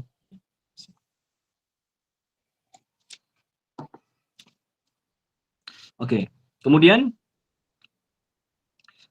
kemudian Imam Bukhari bawakan bab seterusnya, itu bab ke-9, babu makana Nabi sallallahu alaihi wasallam yatakhawwaluhum bil mau'izati wal ilmi kay la yanfi'u. Bab menyatakan Nabi sallallahu alaihi wasallam itu Yatakhawwaluhum, iaitu kata beri mereka masa ataupun menjaga masa mereka itu dengan nasihat, mau'izah, okey, wal ilmi, dan ilmu. Supaya apa? Kaila yang firu, supaya mereka itu tidak lari, para sahabat. Mana? Supaya tidak jemu. Sebab tu kau nak beri nasihat kepada orang, jangan beri tiap-tiap hari. Ada orang jemu. Ini manhaj nubuwah. Nak tegur orang, jangan tiap-tiap hari bagi nasihat.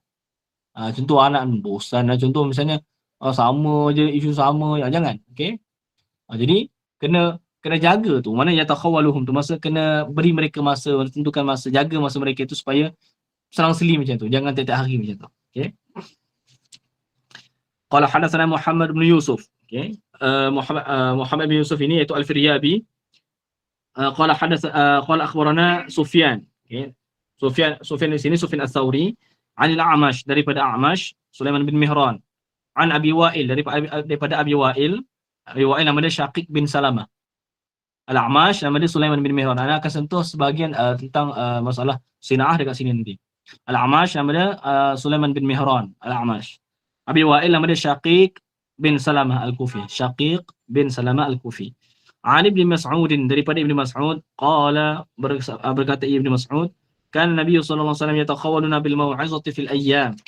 Dan Nabi itu sangat meraihkan masa dengan nasihat pada beberapa hari. Karahata sa'amati alaina, kerana Nabi takut bosan atau jemu di atas kami. Okey. Dekat sini, okey. Dekat sini anak sentuh Al-A'mash, bagaimana Al-Bukhari ni meriwayatkan hadis ni. Mana nak tengok, nak faham sinah Al-Bukhari. Imam Bukhari riwayat daripada A'mash an Abi Wa'il. Ingat, A'mash ini setengah daripada mudallisin. Dia setengah daripada mudallis. Okey, mudallis. Kita dah belajar apa tu mudallis dekat mustalah tu. Tu faedah dia, macam nak tengok faham sinah kena ada alat. Okey, mustalah hadis. Jadi riwayat mudallis ini ni, okey, A'mash ini ni dia sering melakukan sering melakukan tadlis, dan dia bukan pada tabaqah ula ataupun tabaqah tsaniyah daripada maratibul mudallisin dalam kitab Ta'rif Ahli Taqdis bimaratib al-mudallisin di sisi Ibnu Hajar tu. Mana di peringkat, maksudnya hadis beliau ini ni tidak diterima melainkan at-tasrih bis sama'. Melainkan at-tasrih bis sama'. Mana kena haddatsana atau akhbarana baru diterima. So riwayat secara an-ana. Mana A'mash riwayat daripada Abi Wa'il secara an-ana. Dia kata an saja, an, bukan haddatsana. Kalau haddatsana mana dia dengar. Hadis ini terima. Sini an. Bila an maksudnya ihtimal dia dengar, ihtimal dia tak dengar. Jadi A'mash pula mudallis. Jadi riwayat ini diterima. Okey. Okey, diterima oleh Al-Bukhari. Okey. Okey. Cuba tengok di sini. Asalnya A'mash ini seorang mudallis. Riwayat dia tidak diterima melainkan dengan tasrih bis sama'. Iaitu daripada Abi Wa'il Syaqiq bin Salamah Al-Kufi. Okey. Jadi di sini sebab apa Imam Al-Bukhari menerima riwayat an-anah daripada A'mash daripada Abi Wa'il. Walaupun tak tasrih bis sama', tak kata haddatsana Abu Wa'il. Dia an. Okey. Kat sini nak masuk sini. Okey. Dekat sini, ingat, riwayat secara an-anah bila dalam buku Al-Bukhari, bagaimana Imam Al-Bukhari boleh menerima riwayat an-anah di sini? Okey.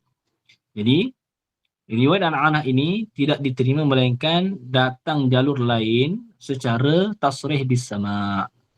Maka an-anah ini diterima. Jadi Al-Bukhari macam mana manhaj dia? Imam Al-Bukhari rahimahullah ta'ala, dia riwayatkan hadis ini pada beberapa tempat lain. Sekarang ni hadis nombor 68. Okay, hadis nombor 68. Imam Al-Bukhari terima hadis ini walaupun riwayat an-anah daripada A'mash, daripada Abi Wa'il, sebab di sana, di tempat lain dalam Sahih Al-Bukhari, okay, dengan jalur yang lain, sanad yang lain, okay, sabit tasrih bis sama' daripada A'mash dan daripada Abi Wa'il. Hadis nombor 6411. Hadis 6411. Apa kata Al-Bukhari? Kira apa? Haddatsana Umar bin Hafs an Abi, qala haddatsana Abi, itu Hafs bin Ghiyas. Qala haddatsana A'mash, qala haddatsani Syaqiqun. Itu. Cumanya kalau orang tak tahu, siapa ni? Sebab tu belajar. Kuna tu kita buat dalam bab mustalah hadis. Kunyah dia Abi Wa'il. Siapa Abi Wa'il? Oh, lepas tu kita kata apa? Oh, dalam hadis nombor apa? 6411, Bukhari riwayat hadis yang sama ni, matan yang sama, iaitu melalui jalur daripada Umar bin Hafs, daripada ayahnya Hafs bin Qiyas, daripada Amash riwayat daripada Syaqiq. Dia kata haddatsani Syaqiq. Oh, Syaqiq. Syaqiq ni, so dia Syaqiq ni jadi mutabi' lah, penguat bagi Abi Wa'il. Tu tak kena lah tu. Pada Abi Wa'il tu ialah nama Syaqiq. Syaqiq bin Salamah Al-Kufi. Jadi Imam Al-Bukhari terima an-ana A'mash di sini pada Abi Wa'il sebab apa? Telah warid daripada jalur yang lain, daripada sanad yang lain, tariq yang lain, adanya tasrih bis sama' daripada A'mash, daripada Abi Wa'il. Sebab tu Imam Bukhari terima juga an-anah beliau. Okey. Dalam masalah nak menentukan ni, kalau antum baca Fathul Bari, lepas tu ada sedikit ada iskal ketika mana Imam Ibn Hajar menjawab pada Al-Faslus Tsamin, pada apa hadis-hadis yang dikritik oleh Imam Daraqutni, terhadap Sahih Bukhari itu, ketika mana Ibn Hajar tu mengisyaratkan kepada mutabi', tentang apa, adanya tasrih bis sama', untuk menafikan tadlis daripada mudallis seperti A'mash di sini. Okey. Syarat dia kadang-kadang setengah lupa. Contoh, ketika antum nak tengok A'mash ni dengar tak daripada Abi Wa'il ni? Contoh kalau kita tak tahu A'mash ni dia pernah dengar tak daripada Abi Wa'il? Ke dia tak dengar langsung? Bila tak dengar langsung, dia bermaksud irsal khafi. Kalau dia dengar sebahagian, tu tadlis. Sekarang ni nak tahu A'mash daripada Abi Wa'il, adakah ada orang tengah-tengah yang disengaja jatuhkan? Seperti tadlis ni, tadlis macam mana tadlis isnad ni? Maksudnya dia ada perantaraan di tengah-tengah tu, an rajul contoh, an A'mash, dia ambil daripada orang lain, baru dia ambil daripada Abi Wa'il. Cuma orang tengah-tengah tu dhaif contohnya misalnya. Sebab tu digugurkan. Adakah A'mash melakukan tadlis yang macam tu ataupun tidak? First kali kerja kita macam mana? Cari dalam Bukhari Muslim, buka Maktabah Syamilah, tengok riwayat A'mash daripada Abi Wa'il. Ada tak yang Anil A'mash kemudian haddatsani ataupun haddatsana Abu Wa'il, Syaqiq bin Salamah Al-Kufi ni? Ada tak? Kalau ada, jangan terus kata ni dah tasrih bis sama'. So hadis yang an-anah itu telah diterima dah. Sebab apa? Datangnya tasrih bis sama' pada riwayat yang lain. Jangan dulu. Step kena dakik, hati-hati. Kena pastikan sebab ni masalah tadlis. Apa masalah tadlis? Tadlis ni maksudnya apa? Seseorang ini, contoh Ana. Ana memeriwayatkan mendengar hadis daripada Syekh Ahmad Ma'bad hafizahullah taala. Dan ada beberapa hadis, contoh ketika Ana sakit ke ataupun tak datang, contoh Ana riwayatkan daripada Syekh Muhammad tapi melalui wasitah. Wasitah, anak murid tengah-tengah ni. Dia daripada fulan. So, Ana riwayat hadis ini ni, kalau Ana riwayatkan hadis yang Ana tak dengar, tapi hadis-hadis lain Ana dengar. Ada hadis yang Ana tak dengar ni, Ana riwayat langsung daripada Syekh Muhammad Ma'bad misalnya. Tapi bukan secara haddatsana, tapi kalau Ana cakap Ana haddatsana, Ana menipu. Hilang dah adalah tu. Ana cakap an Ahmad Ma'bad misalnya. Maka di sini, ihtimal tadlis. Ihtimal maksudnya Ana gugurkan tengah-tengah orang. Jadi masalah tadlis ni maksudnya apa? Bukan masalah nak sabit sama ataupun tidak di antara Ana dengan Syekh Muhammad Ma'bad. Sebab memang dah sabit sama Ana daripada Syekh Muhammad Ma'bad. Isunya hadis tertentu ni. Hadis secara khusus ni, adakah hadis tertentu ni Ana dengar langsung daripada Syekh Muhammad Ma'bad ke? Sebagaimana hadis-hadis lain Ana dengar daripada Syekh Muhammad Ma'bad, ataupun Ana secara wasitah. Dan wasitah tu tidak diketahui sama ada dhaif ataupun tidak. Jadi syarat untuk tasrih bisama, untuk masalah tadlis, matan dia kena sama. Contoh tiba-tiba antum jumpa Anil A'mash haddatsani Abu Wa'il dalam Sahih Bukhari. Tiba-tiba matan yang lain. Itu tak kena. Tak menguatkan yang tadlis yang ni. Masalah tadlis, isu hadis yang sama. Hadis yang sama ni, adakah didengar betul ke ataupun dia secara anak-anak sahaja. Narap antum faham. Jadi, pada hadis nombor 6411, hadis yang sama, iaitu mengenai tentang tentang Nabi SAW yatakhawwaluna bil ma'ruf fil ayyam. Hadis yang sama. Cuma pada sana ada beberapa kisah yang panjang. Mana isi hadisnya hadis yang sama. Sabitlah bahawa riwayat A'mash walaupun di sini secara an-ana daripada Abi Wa'il, Al-Bukhari terima sebab apa? Datang daripada jalur yang lain daripada Umar bin Hafs bin Abi Ghiyas, daripada A'mash at-tasrih bis sama'. Nampak? Tu sina'ah dia. Okey. Kemudian lain pula, iaitu masalah dia nak habis masa ni. Tak apa, nak cuba ni sampaikan. Masalah pula satu lagi. Okey, contoh, kalau kita tak jumpa tasrih bis sama', hadis Nabi tu yatakhawwaluna bil mau'izah ini, kita jumpa jalur daripada Amash, daripada Abi Wa'il secara tasrih bis sama'. Dalam Sahih Bukhari ke dalam lain-lain tak jumpa. Macam mana pula manhaj kita? Adakah kita kata, oh ni tidak diterima, hadis yang dhaif misalnya? Tengok siapa guru yang A'mash misalnya riwayat secara anak-anak ni. Tengok daripada Abi Wa'il. Kalau A'mash ini ni seperti dia setengah daripada mudallisin, jikalau dia meriwayatkan secara anak-anak, secara an ataupun anna daripada gurunya yang dia banyak meriwayatkan daripadanya, maknanya A'mash ini ni banyak meriwayatkan daripada Abi Wa'il. Abi Wa'il ni guru dia, tapi hadis ni tidak tasrih bisa secara anak-anak, maka hadisnya mahmulatun ala littisal, ditanggung di atas ittisal, tidak terputus, cukup syarat dia. Antum boleh baca ni dalam terjemah Imam A'mash dalam Mizanul I'tidal. Okey, sebagaimana dalam dars yang dalam dars mustalah jelaskan banyak kali. Buka dalam tu. Jadi Imam Az-Zahabi sebut apa? Okey, jikalau dia kata haddatsana fala kalam, maka tidak ada kalam, maksud tidak ada kritikan, maksud dia dengarlah mudallis ni. Tapi kalau dia kata an tatarraqa ilahi ihtimalu tadlis, mana kedatangan ihtimal boleh jadi dia tadlis, maka kecuali pada guru illa fi syuyukhin lahu aktsaru anhu, melainkan pada guru-guru yang dia tu banyak meriwayatkan daripadanya. Seperti mana Abi Wa'il. Daripada Abi Wa'il Syaqib bin Salamah, dan daripada Yazid An-Nakhai, dan daripada Abu Salih As-Samman. Tiga orang ini. Maka kata Imam Az-Zahabi, riwayat A'mash daripada umpama orang-orang macam ni, tiga orang guru dia ni, yang Imam A'mash banyak meriwayatkan daripada tiga orang ini ni, sekalipun Imam A'mash riwayat secara an-anah tanpa tasrih bersama, an-anah beliau mahmulatun ala al-ittisal, ditanggung atas ittisal. Mazhab ini mazhab Imam Al-Humaidi, iaitu Abdullah bin Zubair Al-Humaidi, guru bagi Imam Al-Bukhari. Pada hadis awal-awal Bukhari tu, Imam Al-Amal bin Niyat tu, Humaidi tu, itulah manhaj beliau di dalam kitab Al-Kifayah. Okey, fi ma'rifati usul ilmi riwayah bagi Khatib Al-Baghdadi. Tu mana sebelum daripada Imam Az-Zahabi telah ada dah ulama dulu, itu Imam Humaidi sebut dah benda ni. Okey, dia ada terkecuali. Okey, kemudian ada tambah sikit. Contoh, berapa banyak sebenarnya dhabit banyak tu macam mana? Macam banyak ni panjang cuma nak jelaskan seringkas. Dalam Syiar Alamin Nubala, Imam A'mash kata apa? Sami'tu min Abi Salih As-Samman alf hadis. Aku mendengar daripada Abu Salih As-Samman 1000 hadis. Ada setengah riwayat katabtu an Abi Salih As-Samman alf hadis. So banyak-banyak tu dia dah sampai 1000 hadis. Bila tengok banyak, kita tengok mudallisin. Mudallis. Okey. Kita buka Maktabah Syamilah, buka riwayat dia. Banyak tak riwayat dia? Banyak. Okey, maka tu setengah daripada banyak riwayat daripada guru tertentu ni. So dia banyak aktsara anhum. Okey, termasuk daripada kes macam A'mash daripada guru dia. Okey. Faham tu sina'ah untuk memahami sina'ah Al-Bukhari ketika menerima anak-anak daripada mudallisin. Okey.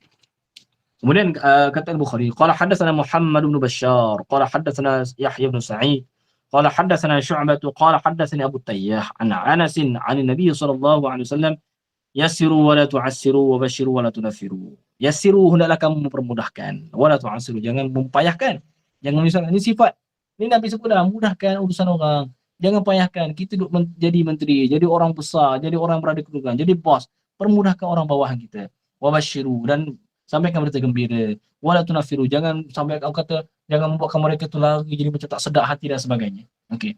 Ini hadis yang terakhir untuk anda sampaikan untuk majlis kali ini sebab dah 5:45. Cuma ada satu benda yang bagus untuk antum tahu tentang berkaitan rijal, iaitu Muhammad bin Bashar. Okey, Muhammad bin Bashar ini nama dia sebagai Bundar.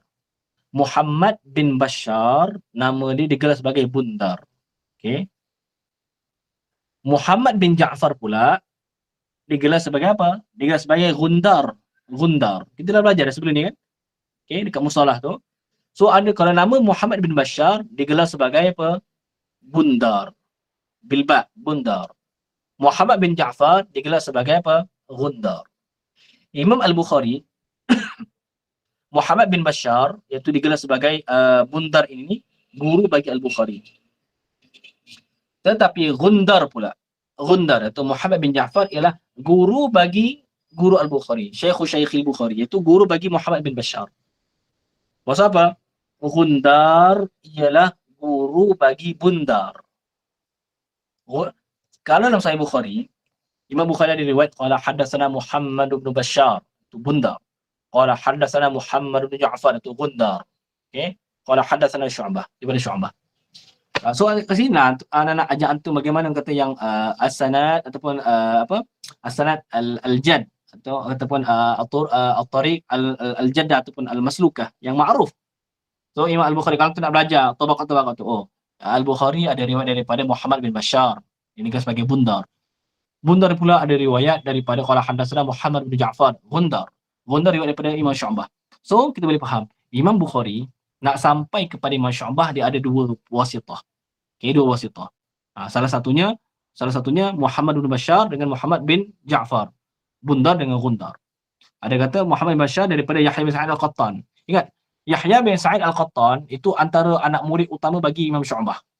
Dia mewarisi tasyaddud beliau itu. Okey.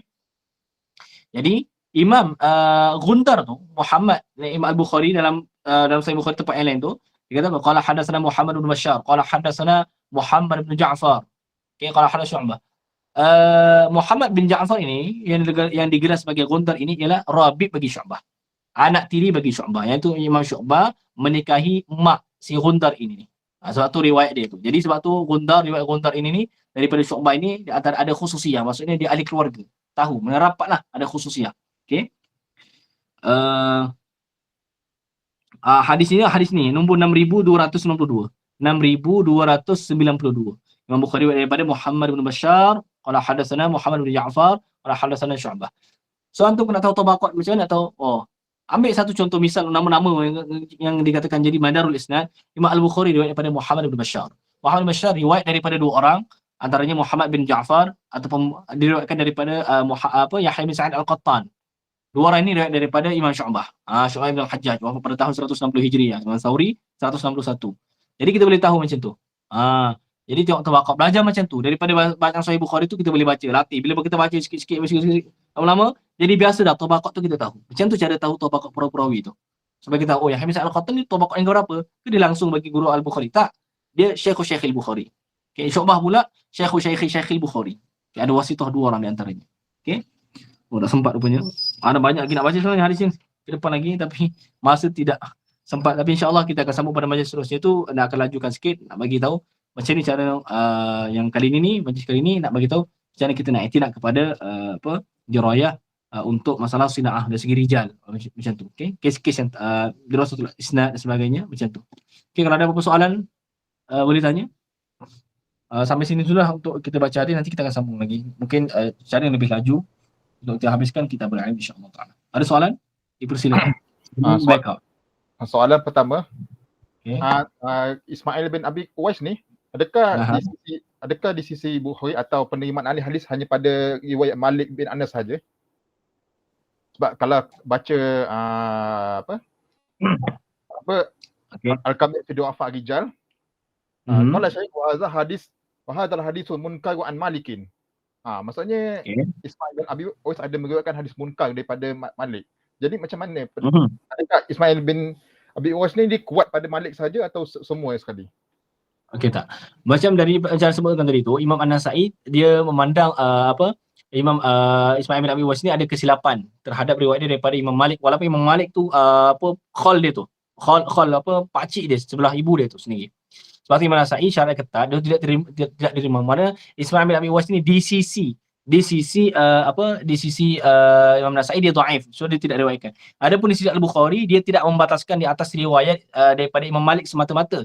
Dia riwayat juga daripada orang lain. Maksud terima juga riwayat dia selain daripada Imam Malik. Bukti nanti kita akan jumpa daripada Ismail bin Abi Uwais selain daripada Imam Malik dalam Sahih Bukhari.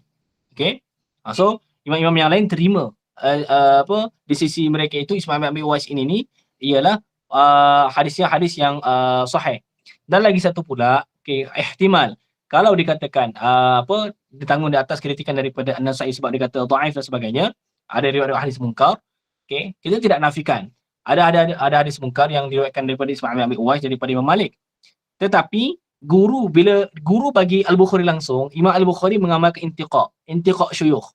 Mana Imam Al-Bukhari ada meriwayatkan beberapa hadis daripada guru-gurunya yang dikatakan dhaif, tapi Imam Al-Bukhari intiqa, mana pilih hadis-hadis yang sahih saja, yang telah sabit didengar dan telah sabit beritu hadis yang sahih. Itu dalam masalah intiqa. Dan untuk makluman, masalah hadis munkar, hadis munkar ni tidak ada dhabit yang katanya dhabit yang satu, dhabit yang tetap tentang ta'rif hadis munkar.